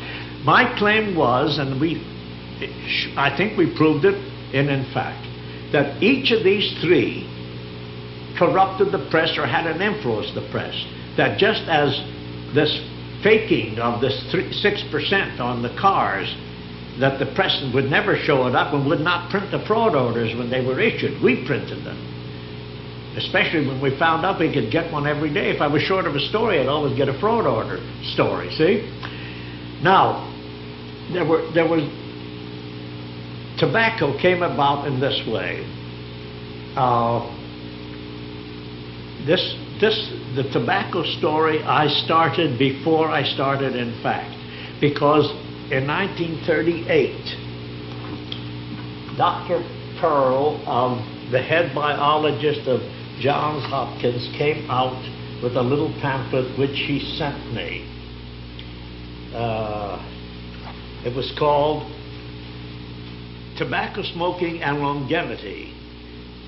In 1939, a man named Ickes, who was the U.S. Secretary of the Interior, an ex-newspaper man, and whom I knew fairly well, and he called me up or wrote to me and said, look, I am having a debate with Frank Gannett of the Gannett chain. I think it is one of the biggest chains in the world, and today it is a rather good chain of newspapers, showing you that the press is a better press when a great chain like Gannett does something pro bono publico, you know, the general welfare. Very well. He's having a debate on Town Meeting of the Air, which meant 10 million American listeners in 1939, on the press. And he said, he is taking the side of the press, and I'm the critic of the press. Now, give me some episodes to which to have documentation on my charges. So I said, well, of course, you know, everybody knows about the escalator that broke and 3 or 4 people were dragged and killed at either Macy's or Gimbel's. And no Macy or Gimbel story of that kind ever would get in the paper. Of course, in my hometown, there was a rape case where the owner of the department store used to rape the girls, and they had to keep quiet. Didn't get in the papers. When one girl sued, it was suppressed. The Philadelphia paper published a story and brought it into Pittsburgh, a different thing.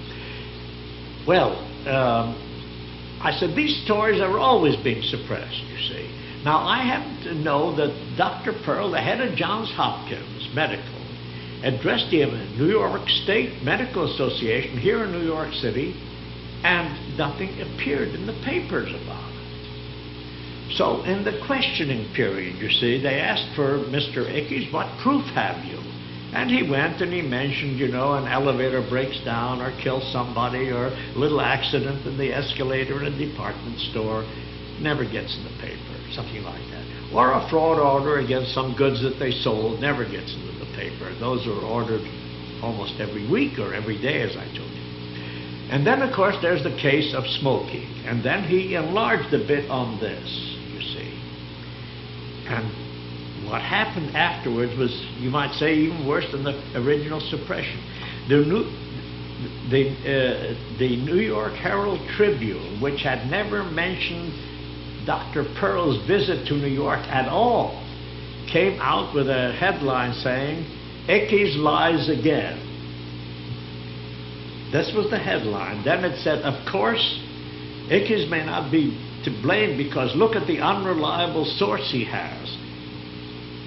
See, me, because by this time I had already written 4 books critical of the press, and I had already had orders that I was never to be mentioned anywhere. So when they chanced to attack me, they attacked me, you see. Then the Times did something. Mr. James, my former colleague in the press section of the Army, did something. He took the 38 story, you see, which I said had been suppressed, because I thought it was suppressed. I didn't remember it in the Times. And sure enough, on page 16 one day, this story was covered as follows. Pearl didn't speak entirely about tobacco. He spoke about longevity. And he mentioned hard work, you see. And the headline was a column story, there's most of a column, in the Times. Hard work never hurt anybody, says Dr. Pearl. And that's what the story was about. Hard work was good for people, and in a way it is. If a person gives up work, you know, like people who retire, you know, they're just looking toward the grave or something. I've always felt that way about people. Well, anyway, so James says, we did publish it, and he has marked in the last paragraph, it says, Dr. Pearl also showed some charts of the effect of smoking on longevity. It's just one paragraph, 4 or 5 lines, that's all it said. The main thing were he had these charts, you know, these things made up on great big charts, and they frightened the life out of everybody. What were some of the other stories you covered in fact? I had one helper. I did all the writing. How can you get, every day we came out with investigative reports, with exposés and things like that. Where do you get it? I say frankly, I now can tell you the name. I never mentioned the name of anybody who sent me stuff. But now that they're dead, I said, Drew Pearson gave me one of the biggest stories of all. In the middle of, I don't know, in the middle of the 40 to 50, in the middle of 1940, but several years after the war was over, they revived the idea we may have to go to war with Russia, you see. Well, someone had a brilliant plan of going by the North Pole and training troops through Canada. Drew Pearson got the story. It was called Operation Muskox, for the training of special snow troops to cross to cross over into Russia, which would be a terrific surprise attack. Drew was afraid he might go to jail if he published it. So he sent it to us, and we came out, Operation Muskats, Plans for War. You see, and all like that. That's one story. How about the role of the American Legion? That's probably... well, look. You did expose... I mean, of all the sacred cows in the... I mean, there are certain things which is known as the sacred cows in the press. I mean, there's some... It's known as the... sometimes known as the SOB list, you know. And there are things like that. And then there's a BOM list, business office must. I'm talking about the old days.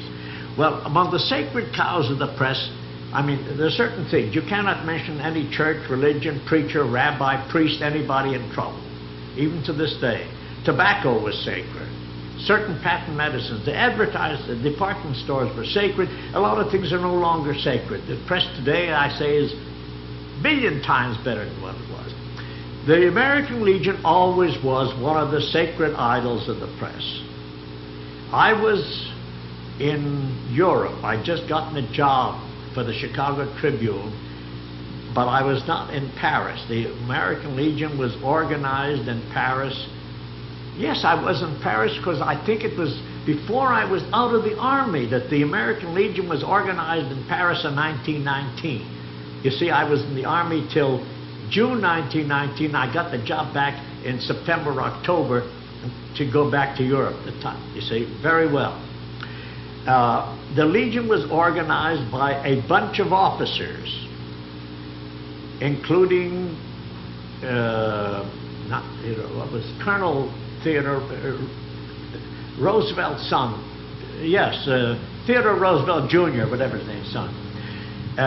Also the president of the Prudential Life Insurance. People like that who were officers. Whatever else they were the heads of corporations or corporation lawyers or people of that sort. Now, what was the purpose of founding the Legion? The purpose of founding the Legion was to end the unrest which might be caused by the soldiers returning to America. They were scared of unrest. Of course, they put the red label on the unrest. Actually, they knew that the majority of them were working people. They would demand better conditions. They'd risk their lives. They were entitled to a better world. They were promised a better world to live in. The phrase was common, all like that. So the idea was to form a patriotic group, you see, which would hold down any liberal or radical movement in America. That was the purpose. Now there were letters, of which I had one, and which I published later on, first on the stationery of Swift and Company, you see, which practically asks for contributions for that purpose. And all this, and that was really what the purpose of the Legion. Now, nobody knows, for instance, that many years later, even when the Legion had been accused of strike breaking. Now, Haywood Broun, who founded the newspaper Guild in 33 or 34, he said the American Legion is the largest strike-breaking force in America. He said that. General Smedley Butler of the Marines, he said, I've never known a leader of the Legion who didn't sell them out. The Legion had beautiful clubhouses in many cities, all supplied by the corporation heads and people like that. No one knows, because it was not published in anywhere but in the labor press, that many, many years after all this strike breaking which the Legion engaged in, one of their commanders, his name was Calmery, commander-in-chief of the American Legion, issued an order which was not published in the general press, which tells the Legion that in all strike breaking in the future could not be done anymore in Legion uniform, not even the Legion cap, which is an admission that they'd been breaking strikes up to then, isn't it, when he says to stop doing it in uniform. George, you mentioned the problem of red baiting, and in fact finally succumbed to the whole tide of hysteria that was sweeping the country during the McCarthy period. What about your own relationship with Joe McCarthy? You were called before the committee. Why don't you give us relay some of that experience? Well, you see, we went out of business in '50, and I wasn't called before the McCarthy committee in 1953. But just for a minute, I must tell you that at the end, it got so that people said the letter carriers tell us that people are taking our names in the post office of all subscribers to your paper. Well, that was Martin Dye's work, I think, largely, because Martin Dye simply listed, in fact, as a subversive organization, something like that. Well, in 1953, two guys named Cohn and Shine. One of them is Roy Cohn, now one of the leading attorneys in New York City. They took it upon themselves, or McCarthy sent them, and they went to Europe, and they came back with a list of 200 American authors. I think it was 200, at least 100, whose books appear on the USIS, United States Information Service, libraries there. And McCarthy took it upon himself, or maybe they gave him a list of those that they didn't like, but anyway, one after another of the people whose books appeared were called before the McCarthy committee in Washington. Well, I think I was the last person for the day. I was called in. How do you swear? By the Bible, or do you affirm? I said, I swear by the Bible. I put my hand, I raised it. And the lawyer for his name Roy Cohn says, have you now or have you ever been a member of the Communist Party? I say, never, absolutely not. Well, I heard, well, people sort of, and then Cohen says, but you're listed as one by the Dies Committee. Would you say the Dies Committee lies? I say, if the Dies Committee says so, then they lie. Well, that sort of offended everybody. But I didn't mind the fact that I was being asked questions. But this lawyer was, well, I won't, maybe libelous. What I think internally I will not say because it may be libelous. But this is what he did. After I took an oath that I'd never been a member of the Communist Party, which I'm willing to do before the Supreme Court, I'm a registered Democrat. I voted a Republican ticket for Senator Aiken of Vermont because he's the best senator and all that. Well, anyway, during the hearings, suddenly this Attorney Cohn, he says, you forgot to mention the name of the cell in Chicago, in Connecticut, of which you were a member. I said, what do you mean by cell or something, you know? He said, you were a member of a group. I said, no, I was a member of no group. I don't know what you're talking about. But you see, he tried to trap me. That, I think, is called entrapment or something. I mean, by asking questions like this, you see. So at this point, Senator Symington said, well, what are your politics, Mr. Seldes? And I said to him, well, I live in Vermont. I have a home. I'm a registered Democrat in Vermont. But I say this is for the primaries. But at the election time, I have always voted for a friend, the man from who I used to buy flowers from. His name is George Aiken, has the best nursery at Putney, Vermont. And I vote the Republican Aiken and the rest of the ticket Democrat. He says, one of us, said Symington, who turned out to be a Democrat. That sort of knocked the hearing out pretty well. Well, there were some more questions, you see. Oh, yes. Shall I tell you about J.B. Matthews, his question about the Catholic Church? Well, I'll tell you about that. Matthews, who was their investigator, you see, suddenly interposes and says, yes, but you wrote a book against the Catholic Church. Well, I mean, technically you can write a book about for or anti a church. It's not treasonable, is it? Or subversive. Anyway, I said, Mr. Matthews, if you're referring to the Vatican yesterday, today, and tomorrow, Harper suggested I translate a book, and I did a translation, but I threw it away and supplied my own stuff. My wife did some of the work, and it appeared under our names, and the Catholic Book Club took it as their monthly choice, the Catholic Book of the Month Club book. Well, that ended that, you see. Well, after a while, McCarthy says, you wait outside, I have somebody else to talk to, see, and I'll call you later. And then the colored man walks in, and I wait and wait and wait, sitting with the AP, UP, Washington Post, and other men. They weren't allowed in the meetings, you see. You see, if anybody refused, took the Fifth Amendment, or refused, or something like that, they'd be held over for a public hearing the next day with the movies, the bright lights, and everything else, you know. They made a show of this thing. So I'm talking to these people, and suddenly the door opens.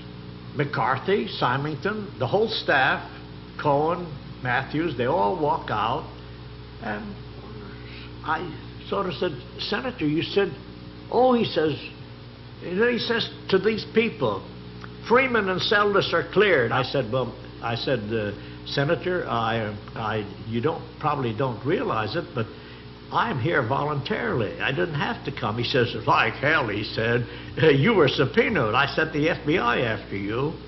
I said, well, Senator, look at the subpoena. There was a subpoena, you know, of the committee of whatever it is, and where it was supposed to be signed Joe McCarthy, it was blank. It was the carbon. The secretary, by mistake, had sent me the carbon, the original signed. McCarthy says, I'll clear this for you, and signs it Joe McCarthy and hands it to me. I lost it. I don't know where it is, but it's be a fine document. Maybe it's in Pennsylvania at the university. Well, George, that was 1953. What have you been doing with yourself for the last 25 years? Writing books about the press and getting suppressed by the press. Are you bitter about that? No, I'm not. Well, I mean, look, I'm glad to say that the press today, except on certain things, I mean, I still think that they will never forgive me. The one thing they won't forgive is a critic of the press, apparently. At least I know that from my case. Look, if you are publishing, if a book is published, and if 300 leading newspapers and the 300 well-known book reviewers are sent copies, and not one newspaper in Boston, Philadelphia, New York, Pittsburgh, Chicago mentions the book, even mentions it, don't you think that it's more than a slip? After they have a lot of books to review, you know. But I've had some bestsellers, you know, in the old days, and yet there was not one. There were 3 papers mentioned this review out of 300 leading papers: the Houston Chronicle, the San Francisco Chronicle, and the Hawaii, what's the leading paper of Honolulu, the Times Union or the Union News or whatever it is, the leading paper of Hawaii. And this is what they did. They attacked me. It wasn't a favorable review. It was an attack. Now, if you got the book there anywhere? In this book, even the gods cannot change history. My whole idea is to say that history is reported wrong. And this is a correction from personal experience. One of the chapters there says, the Versailles Treaty was, and the League of Nations was all ruined because the Chicago Tribune got an advance copy. And a man named Fraser Hunt gets all the credit for taking the copy and risking being arrested or something. After all, we were still, the peace I don't think had been signed. You see, I know now where we got it from. I only found out a few years ago. We got it from Eugene Chen, the Chinese delegate. Anyway, there were 30 copies of the treaty, and this was one of them. Of the 30 leading nations, each had only one copy. And the Chinese delegate slipped it to us. Well, It was Spearman Lewis. My whole point is Spearman Lewis did the greatest, it's called the greatest scoop in the history of the world. That's what it was called. The Times, the Chicago Tribune, they ran 4 solid pages of the text of the treaty. You know of any other story that had 4 solid pages of type?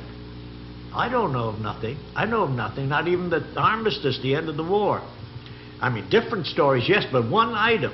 And this was used to raise opposition to the treaty. This was used to raise opposition to the treaty. Well, look, so my whole point is Spearman Lewis I want to give him his honor. And Fraser Hunt happened to be going home and carried it in his suitcase. It was Spearman Hunt was the editor of the Paris edition of the Tribune at that time, and 1919, you see.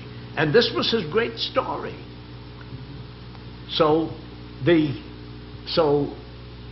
when I read this attack on me in this Hawaiian paper, this Honolulu paper, I noticed that the man said, he does, however, give credit where credit is due. He credits Fraser Hunt with bringing the treaty to America. In other words, the guy had opened it up and read one paragraph and hadn't read the story that Fraser Hunt is getting the credit and deserves nothing. It was Spearman Lewis's treaty. So he missed the whole point. So I wrote to the editor, see, so the editor had a column, you see, in which I say, well, of course, your reviewer didn't read the book. And it's notorious that reviewers do not read books. They cannot read books. They haven't got time to read the books to review. And this man has done this. So they ran my letter, but they ran a reply from him saying, nevertheless, you see, some attack on me of some sort. As a person who spent a lifetime, more than 70 years now, as a vocal and persistent critic of the press, have you seen much progress over that 70 years? So, I mean, when I say the press is better today, I mean, you take the people who suppress things, the advertisers, the automobiles, tobacco, patent medicines. Today, medicines are discussed, fraud orders are discussed, bad automobiles are discussed, and certainly tobacco is still, it's not quite a sacred cow, but it's still being discussed. I mean, there's still something that appears in the paper when something is done, like when the government issues a report. It may not appear on the front page where it should appear, but it does appear. So, as a person who cursed the darkness for so many years, you see some light now. Well, I mean, there's no question that things are better now. You know, Frank, that's a remarkable man we've just seen. In an era when the press themselves have become celebrities, he's really an unknown giant of American journalism. Oh, that's true. I have such strange feelings about this program and him because, as you know, I've been doing research into press criticism and the American power structure for several years now, 7 or 8 years. And although the name George Seldes was not unfamiliar, it was just a name. I didn't have any idea that this man was such a giant, such a neglected giant. And reading these back issues of In Fact, there's a goldmine of information there that I'm just staggered by it. Well, it's a poignant commentary, and I only ran across him by accident, Frank. I was about 5 or 6 years ago doing some research on how working people and specifically unions have been treated in the press, and I ran across his name. And about 1.5 years ago, I called him up in Vermont, never really expecting that I'd even find him. And I called up and said, hello, George Seldes? And he says, yes. I said, is this the George? And he interrupted me and said, yes, I'm still alive. Well, he's still alive. We could see that by the just the vibrancy of the man. It really kind of, he just exudes warmth and vitality. He's 90 years old now, but you'd really never know it, as I'm sure the viewers can tell from just the tape. What amazes me is that he's still working. He's in there making clippings and everything still. Is he still writing? What's his life like? Well, he's still writing, yeah. He's in, I guess, semi-retirement, although he really objects to the word retirement. He just sees that as, you know, as akin to, you know, death. He's a worker.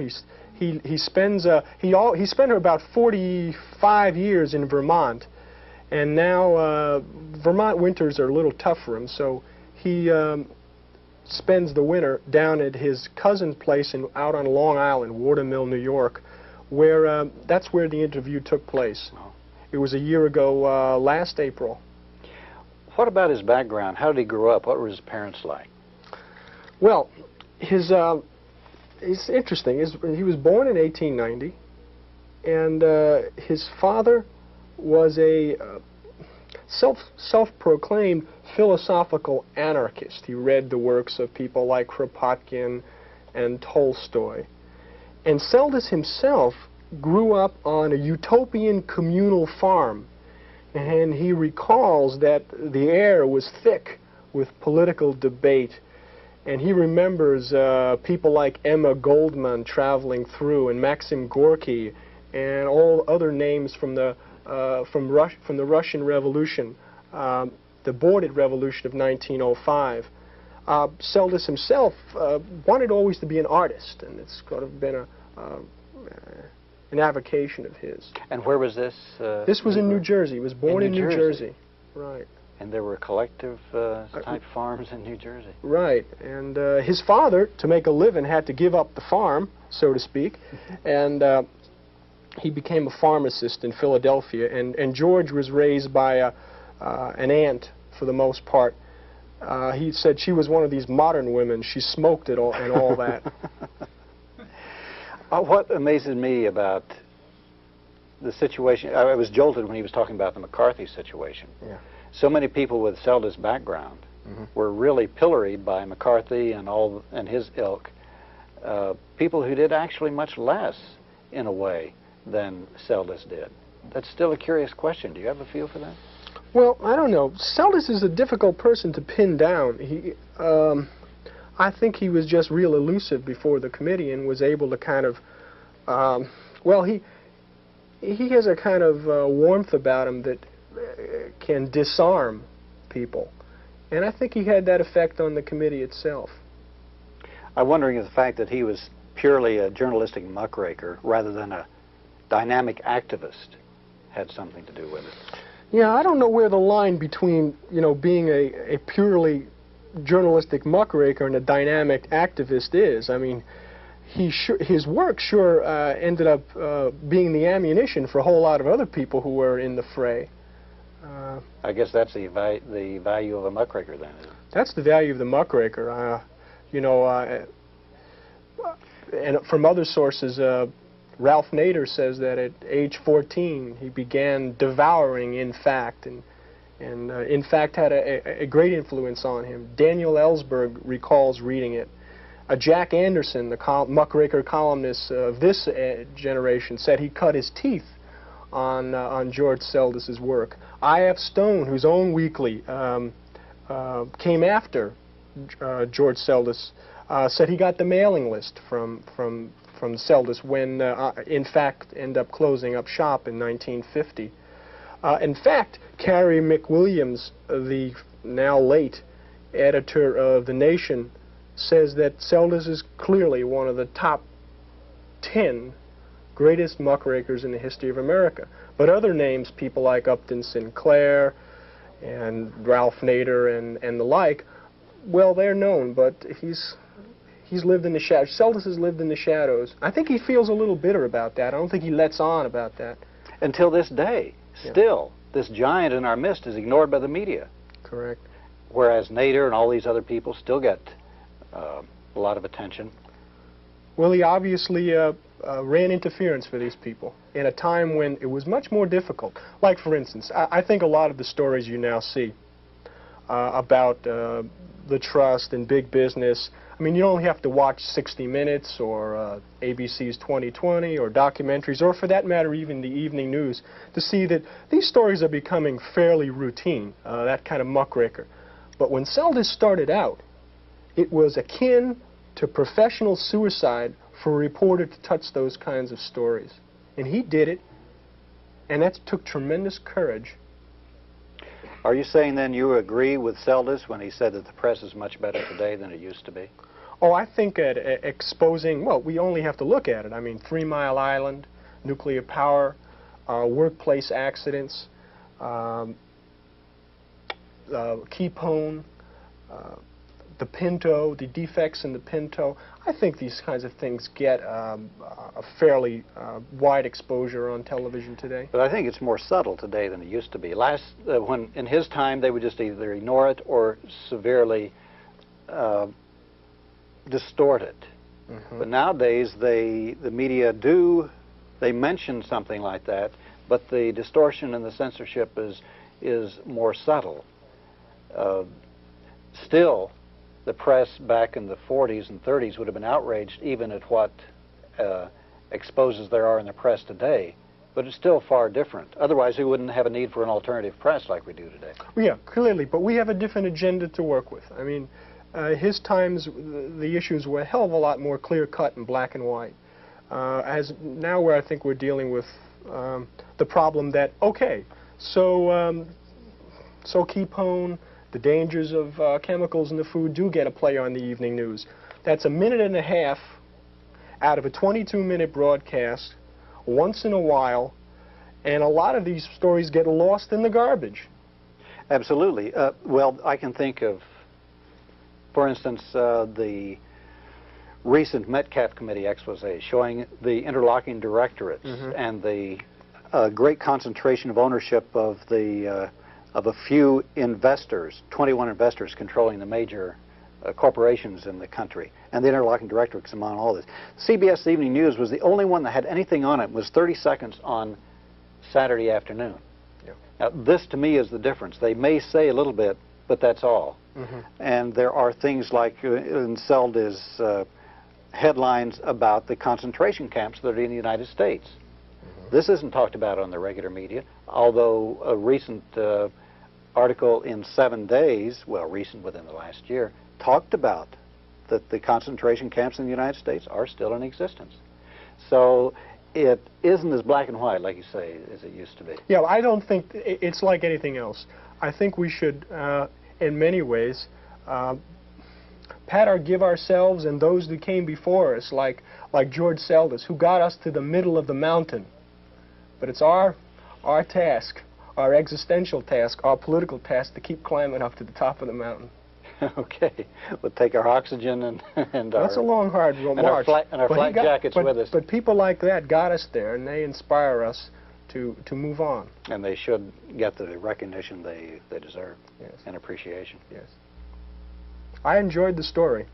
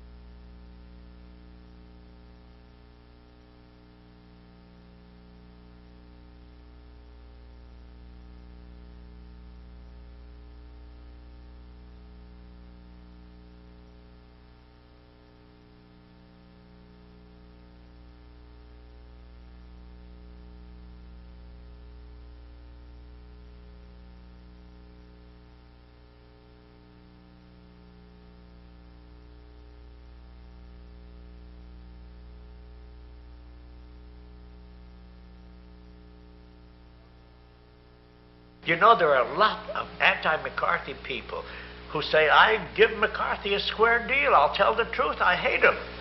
I exposed him. I said he was a crook. He was a crook as a tail gunner. He took money that he didn't declare in his income tax.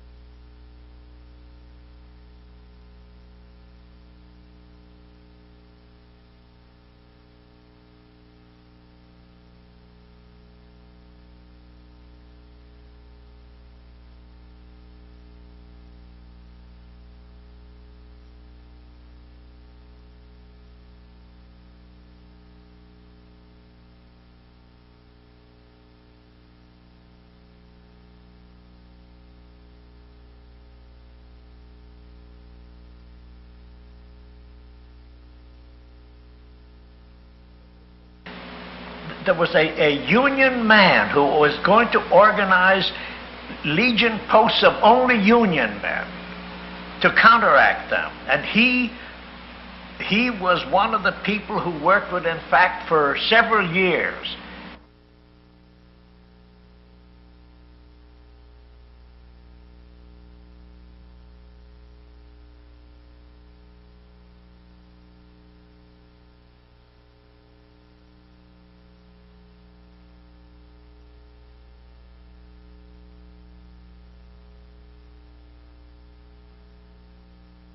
Throughout our 10-year history, we cooperated with the labor unions. The CIO News, Len DeCole, he just was telling me. I mean, we sent them news, they sent us news. The railroad workers had a paper called Labor. You know, the railroad workers are sort of the aristocrats of labor, but they always, Keating was the editor. He was one of my great friends. We always cooperated. Buckminster, was that the name? The United Rubber Workers, Akron. Then came the oil workers in Texas, you see. Now they did something, these labor people did something no one else did for us. I don't know, we were never asked anyone to do it, but they came across and said, we are taking, at that time it was only 50 cents a year, for 50 copies I'll have you know. We're taking 50 cents out of the annual pay of our union dues. Well, they probably took dues, other things for other things, didn't they? It's a system of, yeah, and I don't think labor likes very much. It's a dues check-off. Huh? It's a dues check-off. Yes. It's an assessment. That's about 50 cents for a year, and you will get a weekly publication, see, devoted to our side. Well, it so happened that we had always one-third of our subscribers was labor unions. When we had 30,000, they were 10th. When we had 176,000, we had 60,000 for labor. There's no question of it. Now, we had, how many oil workers, CIO, were there in Texas? I don't know. We had Port Arthur. We had Tidewater. I remember when one union after another, we'd get a block, you see, 50 cents for so many hundred people per each. These are large sums of money, and we eventually had thousands. Well, practically every union man and every oil union man in Texas was one of my readers. A man, I think his name was Knight, was the president of the Oil Workers Union. He would send me telegrams. Send me everything you have about the past history of labor as concerning the Tidewater Oil Company or Gulf or whatever the Texas companies were.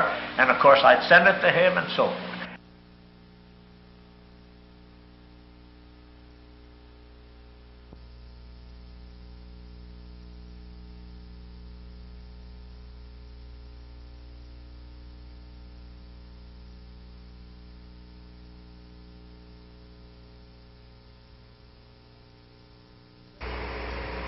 Trace back the word conservative all the way back, you know, and see what people have said about it, you know.